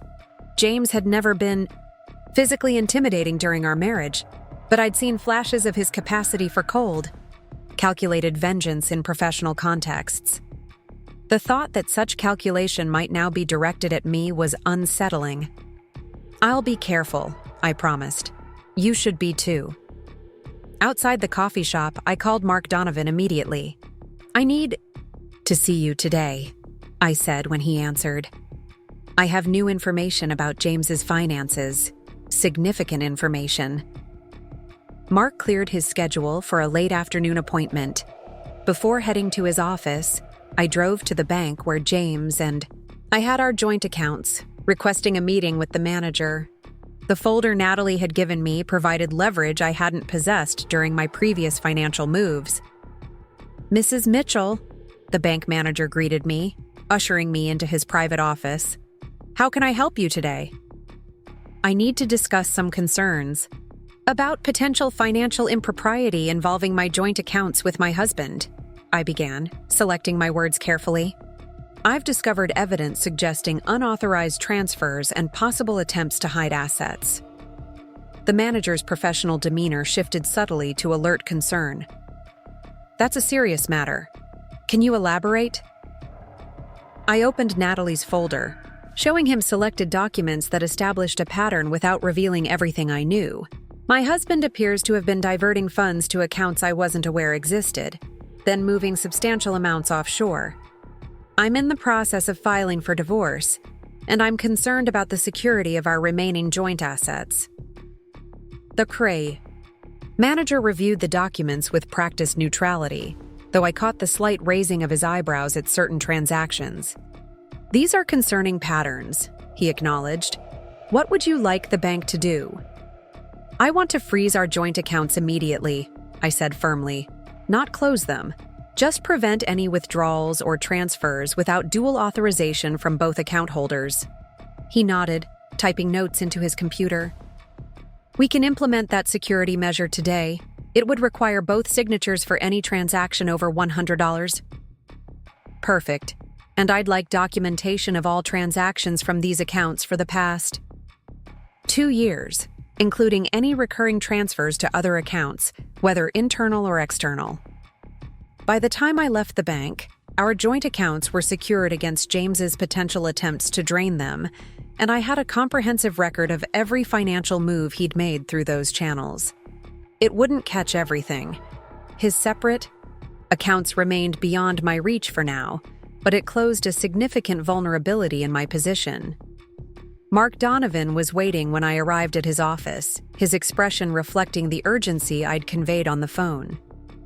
"Show me what you found," he said without preamble. I spread Natalie's documents across his desk, explaining their source and significance. James has been systematically hiding assets for over a year. He's moving money offshore, planning to relocate to California, and apparently intended to leave me with as little as legally possible. Mark examined the evidence with professional focus, occasionally making notes or asking clarifying questions. When he looked up, his expression was one of controlled optimism. "This changes our strategy significantly. North Carolina takes a dim view of hiding assets during divorce proceedings. If we can prove James deliberately concealed these funds, which these records strongly suggest, we can petition for a more favorable distribution of marital property on grounds of financial misconduct." "How do we prove it conclusively?" I asked. "We file for an emergency injunction to freeze all his known assets while conducting discovery," Mark explained. "We'll request comprehensive financial disclosures, subpoena records from his bank and investment firms, and potentially depose financial institutions about these offshore transfers." He tapped the document showing the Cayman Islands transaction. "This alone constitutes a significant red flag that any family court judge will recognize." "Will this affect the timeline for divorce?" "It might extend the process somewhat, but it significantly strengthens your position." Mark leaned forward. "Rebecca, these documents suggest James has been methodically preparing to leave you at a financial disadvantage for over a year. The court takes that kind of premeditated financial misconduct very seriously." By the time I left Mark's office, a new strategy was in place, one that would not only protect my interests regarding the lake house, but potentially secure a more equitable division of all our assets, including those James had attempted to hide. The wheels of legal procedure were now in motion, with initial filings to be submitted to the court the following morning. I drove home in a strange state of calm determination. Each piece of evidence, each strategic move, reinforced my conviction that ending my marriage was not only necessary but overdue. The James I had married, or thought I had married, had never truly existed. In his place was a man capable of calculating betrayal on multiple levels, willing to discard 9 years of partnership when it no longer served his interests. At home, I found the house quiet and undisturbed, no sign that James had attempted to return during my absence. I checked the security system, ensuring all doors and windows were properly secured, then settled at my desk to review design plans for the Providence Hotels project. Immersing myself in work provided a welcome distraction from the personal turmoil, a reminder that my professional identity remained solid despite the collapse of my marriage. My phone rang just after 8 o'clock. James's name flashed on the screen. I hesitated, then answered, curious about what approach he would take now. "Rebecca," he began, his tone carefully calibrated to convey reasonableness. "We need to talk about what's happening with our accounts. I just tried to make a transfer and discovered everything's been frozen." "Yes," I confirmed simply. "I implemented security measures this afternoon." A pause, then, "Without discussing it with me?" "Just as you moved $175,000 to a Cayman Islands account without discussing it with me," I replied evenly. The silence that followed told me everything I needed to know about James's awareness of my growing knowledge. When he spoke again, his voice had hardened. "You've been spying on my private financial matters." "No, James. I've been discovering financial misconduct directly relevant to our marital assets. There's a significant difference." "Who told you about the Cayman account?" he demanded, anger now evident beneath the controlled surface. "That's confidential information." "It won't be confidential for much longer," I informed him. "My lawyer is filing for comprehensive financial disclosure as part of the divorce proceedings. All your accounts, all your transactions for the past 2 years will be subject to court scrutiny. You're making a mistake, James said, his voice dropping to a dangerous quiet. If you push this, if you drag my professional reputation through a contentious court battle, you'll regret it. The threat, however veiled, sent a chill through me, not of fear, but of recognition. This was the real James emerging when his carefully constructed plans were threatened. Are you threatening me? I'm advising you, he corrected smoothly. As someone who still cares about your welfare despite our current difficulties, there are easier paths forward than the one you're choosing. The path forward is simple, I countered. Full financial disclosure, equitable division of marital assets, including those you've attempted to hide, and a clean break. Anything else will indeed become contentious, but that will be your choice, not mine. Is that what your lawyer told you to say? The condescension in his tone was palpable. Rebecca, you're out of your depth here. Financial matters of this complexity. Stop, I interrupted firmly. That patronizing attitude might have worked when I trusted you implicitly, but those days are gone. I understand exactly what you've been doing, James. Planning your exit strategy for over a year, hiding assets offshore, preparing to relocate to San Francisco with your girlfriend, all while maintaining the fiction of our marriage to suit your timeline. Another silence, this one stretching longer. I could almost hear him recalculating, reassessing what I knew and how it affected his position. Who have you been talking to? He finally asked, his voice tight with controlled anger. It doesn't matter, I replied.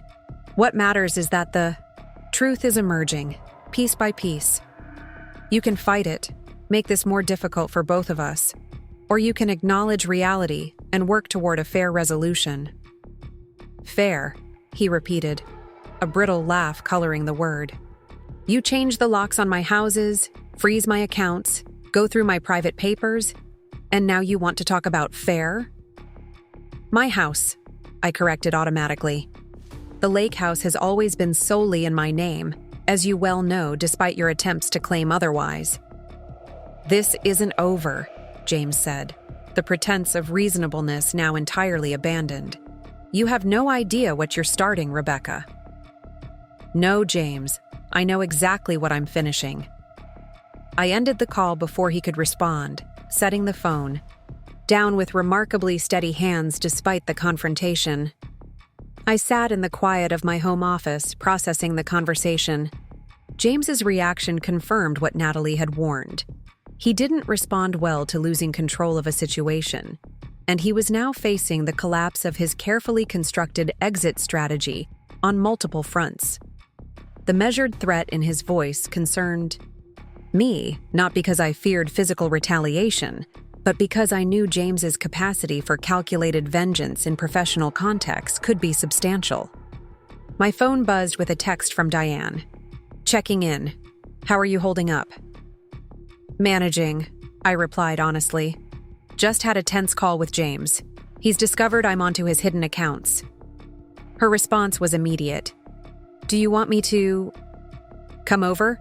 You shouldn't be alone if he's escalating. The offer was tempting, but I realized I didn't feel genuinely threatened, just strategically alert. I'm okay for tonight. Security system is on. Doors are locked. We'll catch up tomorrow. After a light dinner and a glass of wine, I found myself drawn to the photo albums stored in the living room bookcase, tangible reminders of the life James and I had built together. I pulled one down, opening to images from our early years. Weekend trips to the coast, our first apartment together, the small dinner party where we'd announced our engagement. The faces looking back at me from those glossy pages seemed to belong to different people, younger versions of ourselves, unburdened by the weight of accumulated deceptions and compromises. Had James been calculating even then, assessing what I could offer him in terms of support, stability, and social standing? Or had something genuine existed between us before ambition and ego corrupted it? Perhaps it didn't matter anymore. Whatever truth had existed in our beginning had been systematically dismantled by James's choices.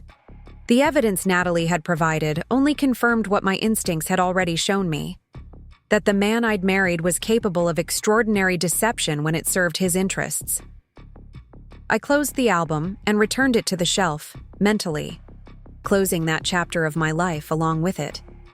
The past couldn't be rewritten, but the future remained uncharted territory, a blank canvas on which I could create something entirely new, unbound by James's expectations or limitations. A soft ping from my laptop drew my attention back to my desk. An email from Mark Donovan had arrived, confirming our legal filings were ready for submission first thing tomorrow. Attached were drafts for my review, formal documents that would transform my private pain into public record, officially beginning the process of dismantling my marriage. I reviewed each page carefully, signing where indicated and saving a copy for my records. The legal language was cold and impersonal, reducing 9 years of shared life to assets, liabilities, and allegations of misconduct. Yet, there was something oddly comforting about the formality, the structured process that would guide me through the chaos of separation toward the clarity of independence. As I prepared for bed, I realized I was experiencing a strange combination of emotions, sadness for what had been lost, anger at James's betrayal, but predominantly a sense of emerging strength. Each step I took to protect myself, each piece of evidence I gathered, each boundary I established reinforced my capacity to navigate this crisis without being defined by it. Outside, rain began to fall, drumming against the windows in a soothing rhythm. I listened to it as I drifted toward sleep, the sound washing away the residual tension from my confrontation with James. Tomorrow would bring new challenges, legal proceedings, potential fallout from James's anger, the gradual process of disentangling our lives. But for tonight, in the quiet solitude of the home that would soon be solely mine, I found an unexpected peace in the certainty of my chosen path. The ringing of my phone jolted me awake at 2:17 a.m. Disoriented, I fumbled for it in the darkness, expecting to see James's name on the screen. Instead, it was Susan, my neighbor at the lake house. "Rebecca," she said, her voice tight with urgency. "I think someone's trying to break into your place at the lake. I can see flashlights moving around the property and a car parked down the service road with the lights off." I sat up, instantly alert. "Have you called the police?" "They're on their way, but it'll take them at least 15 minutes to get out here. I thought you should know immediately." "Thank you," I said, already calculating what might be happening. "Can you see how many people? Or identify the car?" "Just one person that I can tell," Susan replied. "The car looks like a dark sedan, but it's too far away to identify in the dark."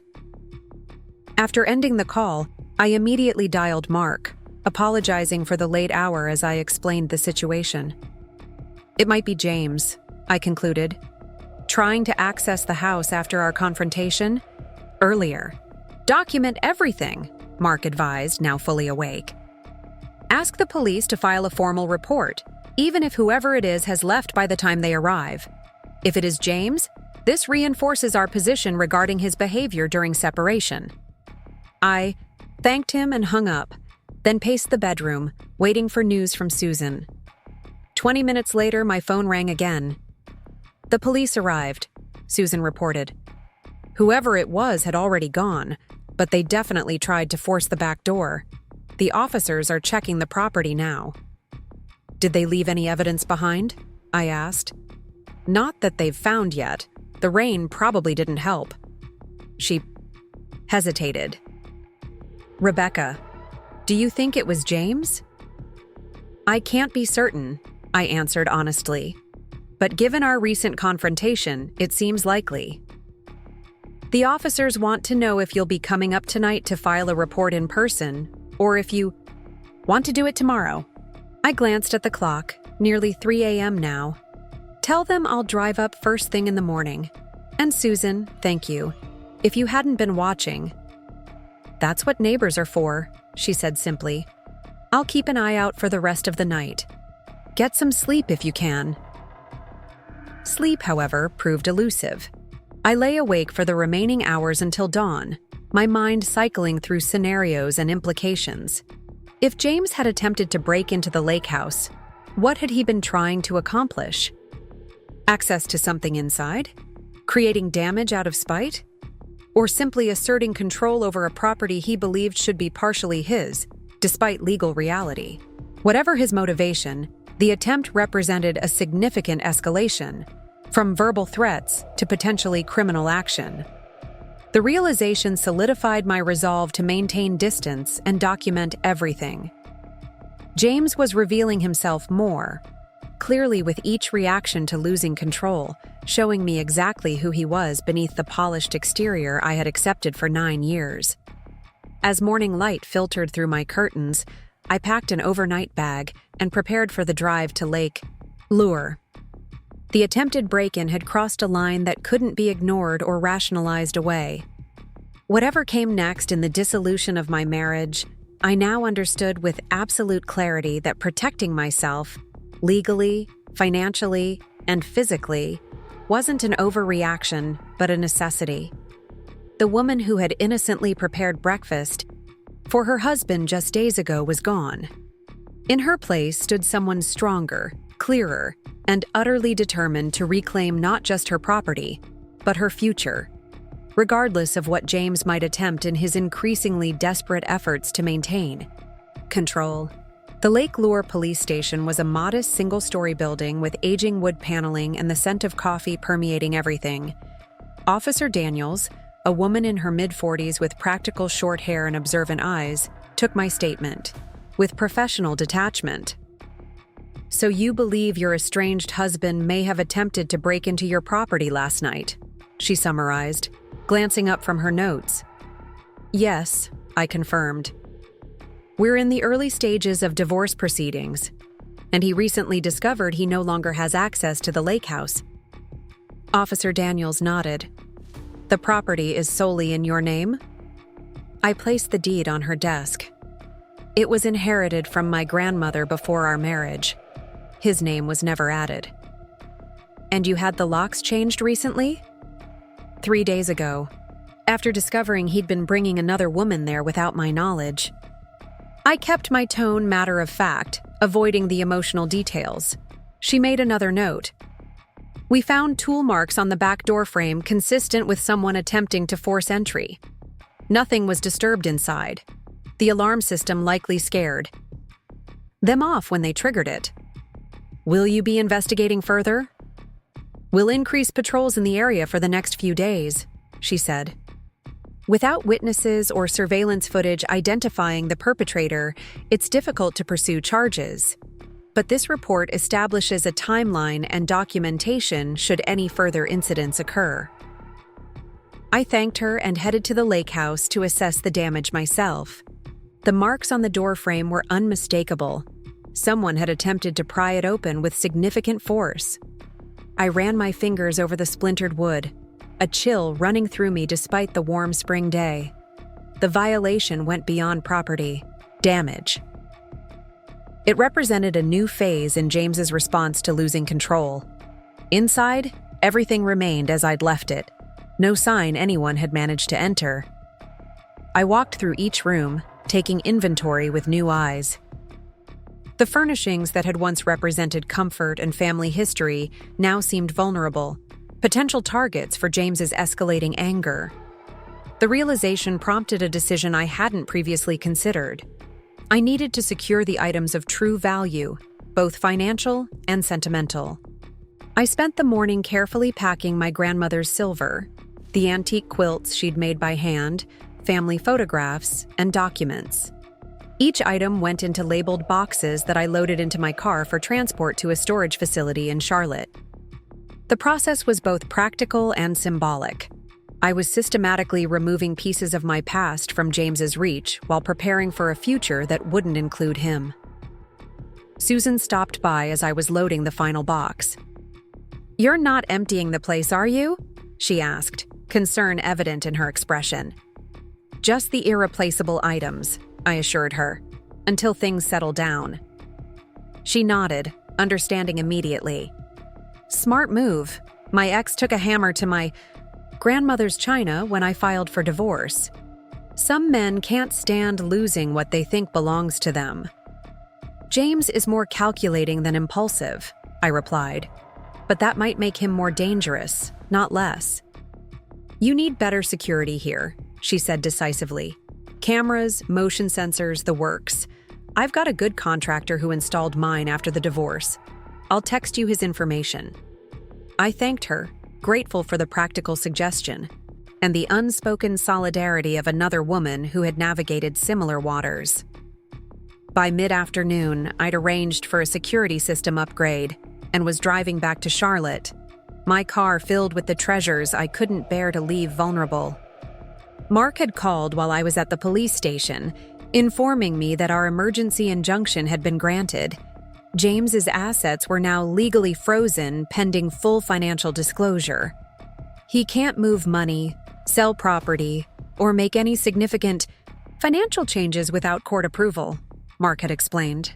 His lawyer has already called, requesting an urgent meeting.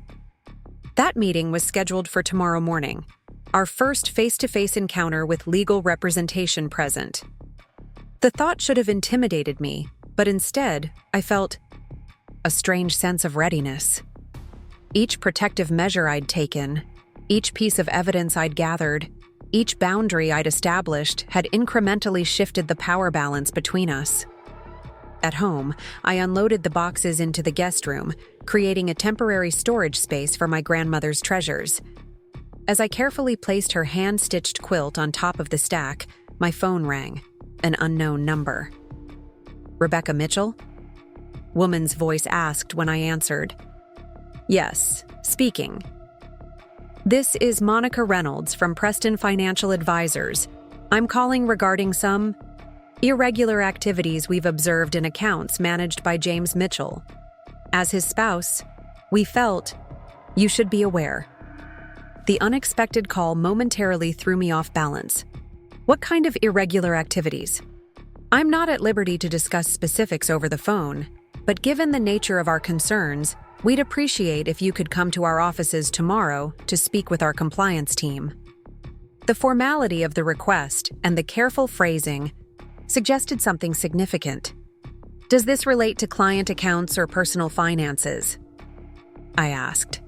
A slight hesitation. Both, potentially. That's all I can say at this point. I agreed to meet with them immediately following my appointment with the lawyers, a sense of foreboding settling over me as I ended the call. Whatever James had been doing, it appeared to have extended beyond our personal finances into his professional realm, a concerning escalation with potential ramifications I couldn't yet fully grasp. That evening, as I reviewed documents for the morning's legal meeting, my doorbell rang. Through the security camera I'd had installed after changing the locks, I saw Diane standing on my porch, holding a bottle of wine and what appeared to be takeout bags. I figured you could use dinner and moral support, she said when I opened the door. Big day tomorrow. We settled in the kitchen, spreading containers of Thai food across the island counter while Diane poured generous glasses of wine. The normalcy of the ritual, sharing a meal with my sister as we'd done countless times before, provided a welcome respite from the tension of recent days. How are you really doing? Diane asked, studying my face. Not the I'm handling it version you've been giving everyone. I considered the question seriously. I'm okay. Not great, not terrible. Mostly I feel clear, like I've been seeing everything through a foggy window for years, and suddenly someone wiped it clean. That's the absence of gaslighting, she observed. When you're no longer constantly questioning your own perceptions because someone keeps contradicting them. The insight resonated deeply. How many times had James subtly shifted blame, reframed situations, or dismissed my concerns as overreactions? How often had I accepted his version of reality over my own instincts? I keep having these moments, I admitted, where I remember something from our marriage, A conversation, a decision, an argument, and I see it completely differently now. Like watching a movie where the villain is suddenly revealed, and you have to reinterpret every scene that came before. Diane nodded. That's normal. You're reprocessing 9 years of memories with new information. The strangest part is that I'm not devastated. I'm angry, I'm disappointed, I feel betrayed, but I'm not shattered. I took a sip of wine, considering why. I think part of me has known for a long time that something fundamental was missing between us. I just couldn't name it. Trust, Diane said simply. You couldn't name it because James worked so hard to make you think you had it when you didn't. We talked late into the evening, dissecting the patterns that had defined my marriage and the red flags I'd rationalized away over the years. By the time Diane left, I felt centered and prepared for the confrontation awaiting me in the morning. I slept soundly and woke before my alarm, taking extra care with my appearance, a ritual of armor building I'd learned from watching my grandmother prepare for difficult situations. Look put together on the outside, she'd advised, and the inside often follows suit. The law offices where our meeting would take place occupied the 22nd floor of a downtown high-rise, the conference room offering sweeping views of the Charlotte skyline. I arrived 15 minutes early, reviewing strategy with Mark one final time before James and his attorney joined us. When they entered, James looked markedly different from our last encounter. The confident facade had slipped, revealing signs of strain around his eyes and mouth. His normally impeccable appearance showed subtle signs of neglect, his shirt slightly wrinkled, his hair less perfectly styled. His lawyer, Bennett Williams, projected aggressive confidence that James himself seemed unable to muster. Let's get straight to the point, Williams began after minimal pleasantries. My client is prepared to be generous in settlement terms provided we can resolve this matter quickly and discreetly. Mark smiled thinly. That's an interesting approach given the circumstances. Perhaps your client hasn't fully briefed you on the situation. Williams looked momentarily uncertain. I'm well aware of the marital difficulties. I was referring to the financial improprieties, Mark interrupted smoothly, opening a folder containing copies of the documentation Natalie had provided. Specifically, the systematic concealment of assets and offshore transfers your client has been orchestrating for the past 18 months. James paled visibly, his eyes darting between the documents and my face. I maintained a neutral expression, meeting his gaze steadily when he finally looked directly at me. These allegations are unfounded, Williams attempted, though his confident tone had faltered. They're thoroughly documented, Mark countered, sliding copies across the table. Bank transfers, investment account statements, email correspondence, discussing the deliberate concealment of funds during divorce proceedings. The court has already granted our emergency injunction freezing all known assets pending full disclosure.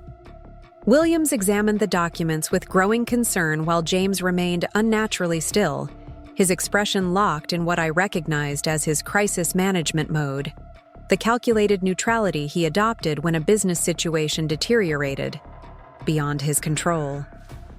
In light of this evidence, Mark continued, our position regarding settlement has changed. Mrs. Mitchell is entitled to not just an equitable division of disclosed marital assets, but additional consideration for the attempted financial misconduct. We're prepared to file for formal forensic accounting if necessary. Williams asked for a brief recess to confer privately with his client. When they returned 20 minutes later, James's demeanor had shifted from shocked rigidity to tightly controlled anger. We're prepared to offer full financial disclosure, Williams stated, but my client maintains that certain accounts represent premarital assets or business investments outside the scope of marital property. We'll let the court determine appropriate classification after reviewing complete records, Mark replied evenly. In the meantime, we expect all accounts to remain frozen and all property matters to proceed as outlined in our filing. The meeting continued for another hour, establishing procedural agreements while sidestepping the emotional undercurrents charging the room. James remained largely silent, speaking only when directly addressed. His eyes frequently returned to me, searching for something, weakness perhaps, or clues to how I'd discovered his hidden finances. As we prepared to leave, James finally spoke directly to me. Could we have a moment alone? Mark looked to me for direction. I considered the request, weighing the potential value of hearing whatever James wanted to say against the risk of manipulation. 5 minutes, I agreed. In the reception area, not privately. The lawyers stepped out, leaving James and me facing each other across the conference table. For several seconds, silence stretched between us, the city skyline visible through the windows behind him, an appropriate backdrop for a man who had always prioritized appearances and status. How did you find the Cayman accounts? He finally asked, his tone more curious than confrontational. Does it matter? It matters to me. That's the problem, isn't it? Everything has always mattered in terms of how it affects you. I gathered my papers, maintaining practical movement to ground myself. You're not entitled to that information, James, just as I wasn't entitled to know you were planning to leave me for over a year while hiding assets offshore. He leaned forward, lowering his voice. This isn't who we are, Rebecca. We're better than lawyers and accusations and frozen accounts. We can still resolve this between ourselves. The appeal might have worked months ago, when I was still invested in his approval, still believing in the partnership I thought we had. Now it struck me as both desperate and calculated, another attempt to circumvent proper process in favor of an arrangement that would benefit him at my expense. No, James. This is exactly who we are now. Two people who require legal mediation because one of us has proven repeatedly that they can't be trusted. I stood, signaling the end of our conversation. Everything goes through the lawyers from this point forward. As I turned to leave, he made one final attempt.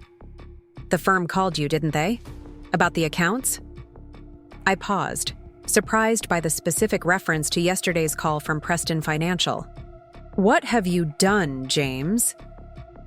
A flicker of something crossed his face. Not guilt or shame, but calculation. Nothing that can't be fixed if we work together on this. The firm doesn't need to be involved in our personal matters. The implication sent a chill through me. Whatever James had done extended beyond our personal finances into potentially unethical or illegal professional activities. The meeting with the compliance team at Preston Financial suddenly took on new urgency. Goodbye, James, I said firmly, leaving him alone in the conference room. Mark was waiting in the reception area, concern evident in his expression. Everything okay? I need to get to Preston Financial immediately, I told him. I think there's more to this situation than we realized. The compliance meeting at James's firm revealed the final devastating piece of the puzzle. James had been using client funds to temporarily cover his personal investments, returning the money before reporting periods to avoid detection, a serious breach of fiduciary duty that bordered on criminal activity. The pattern had escalated in recent months as he prepared for divorce and relocation. We've suspended Mr. Mitchell pending full investigation, the compliance director explained gravely. As his spouse, you're not technically liable, but we wanted to inform you given the potential for broader implications. I listened with growing horror as they outlined the scope of James's financial manipulations, the professional misconduct exponentially worse than his personal deceptions. The man I had married, had built a life with, had trusted implicitly, was not just a cheater and a liar, but potentially facing criminal charges for financial fraud. Walking out of Preston Financial's offices into the bright spring afternoon, I felt a strange sense of finality. The last piece had fallen into place, the complete picture of James's character now unmistakably clear. Whatever had existed between us, whatever genuine connection we might once have shared, had been corrupted beyond recognition by his choices. The divorce proceedings accelerated in the wake of these revelations. James, facing professional ruin and possible criminal charges, became surprisingly amenable to settlement terms that heavily favored me. The lake house remained solely in my name. The Charlotte property was sold, with proceeds divided according to contribution rather than equally. His hidden assets, once disclosed through court-ordered forensic accounting, were appropriately divided as marital property. 6 months after Susan's text message had shattered my world, I stood on the deck of my lake house, truly and completely mine now, watching autumn paint the surrounding forest in brilliant gold and crimson. The property had been transformed in subtle but significant ways. New security systems, refreshed interiors, and most importantly, the complete absence of James's influence. Diane joined me at the railing, handing me a glass of wine. Penny.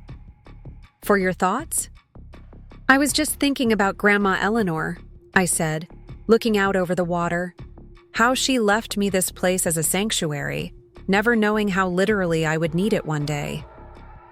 She always said you were more like her than anyone else in the family, Diane replied. Maybe she did know, in some way, that you'd need a place that was wholly yours when everything else fell apart. The insight resonated deeply. My grandmother had lived her later years with fierce independence, creating a life entirely on her own terms after my grandfather's death. Perhaps she had recognized something in me, a similar need for autonomy that had been submerged during my marriage but never fully extinguished. What about James? Diane asked after a comfortable silence. Have you heard anything? Mark says he's accepted a reduced position at a smaller firm in Arizona. No criminal charges were filed, but his professional reputation is essentially destroyed in the financial world. I felt no satisfaction in this information, just a distant sense of appropriate consequence. Natalie reached out last week. She's been offered a promotion at Preston. Apparently, she was instrumental in uncovering the full scope of his activities. How do you feel about that? I considered the question seriously. Good, actually. She didn't deserve to have her career derailed by his bad decisions. We were both deceived, just in different ways. As sunset approached, casting long shadows across the lake, I felt a profound sense of peace settle over me. The past 6 months had been challenging beyond anything I could have imagined, dismantling a 9-year marriage, navigating legal complexities, rebuilding my sense of trust and security. Yet, standing here, in the place my grandmother had gifted me with such prescient wisdom, I recognized that the ordeal had revealed strengths I hadn't known I possessed. The woman who had once minimized her achievements to protect her husband's ego now ran a thriving design firm with confidence and vision. The woman who had accepted subtle gaslighting and manipulation now trusted her own perceptions without question. The woman who had defined herself partly through her marriage now stood complete and wholly herself. Do you think you'll ever try again? Diane asked softly. Marriage, I mean. I watched a blue heron glide across the lake, landing gracefully among the reeds. Maybe, but not for a long time, and not without absolute transparency. I smiled at my sister. In the meantime, I'm discovering that life on my own terms is actually pretty wonderful. As darkness fell, we moved inside, the lake house windows glowing with warm light, a beacon of safety and renewal. My grandmother's words echoed in my memory. Every woman needs a place that's wholly hers, somewhere to breathe when the world gets too loud. In losing what I thought was essential, my marriage, my partner, the future I had planned, I had rediscovered something far more valuable, myself. Not as James's wife or someone's partner, but as Rebecca Mitchell, standing firmly on ground that was undeniably, irrevocably mine. Up next, you've got 2 more standout stories right on your screen. If this one hit the mark, you won't want to pass these up. Just click and check them out.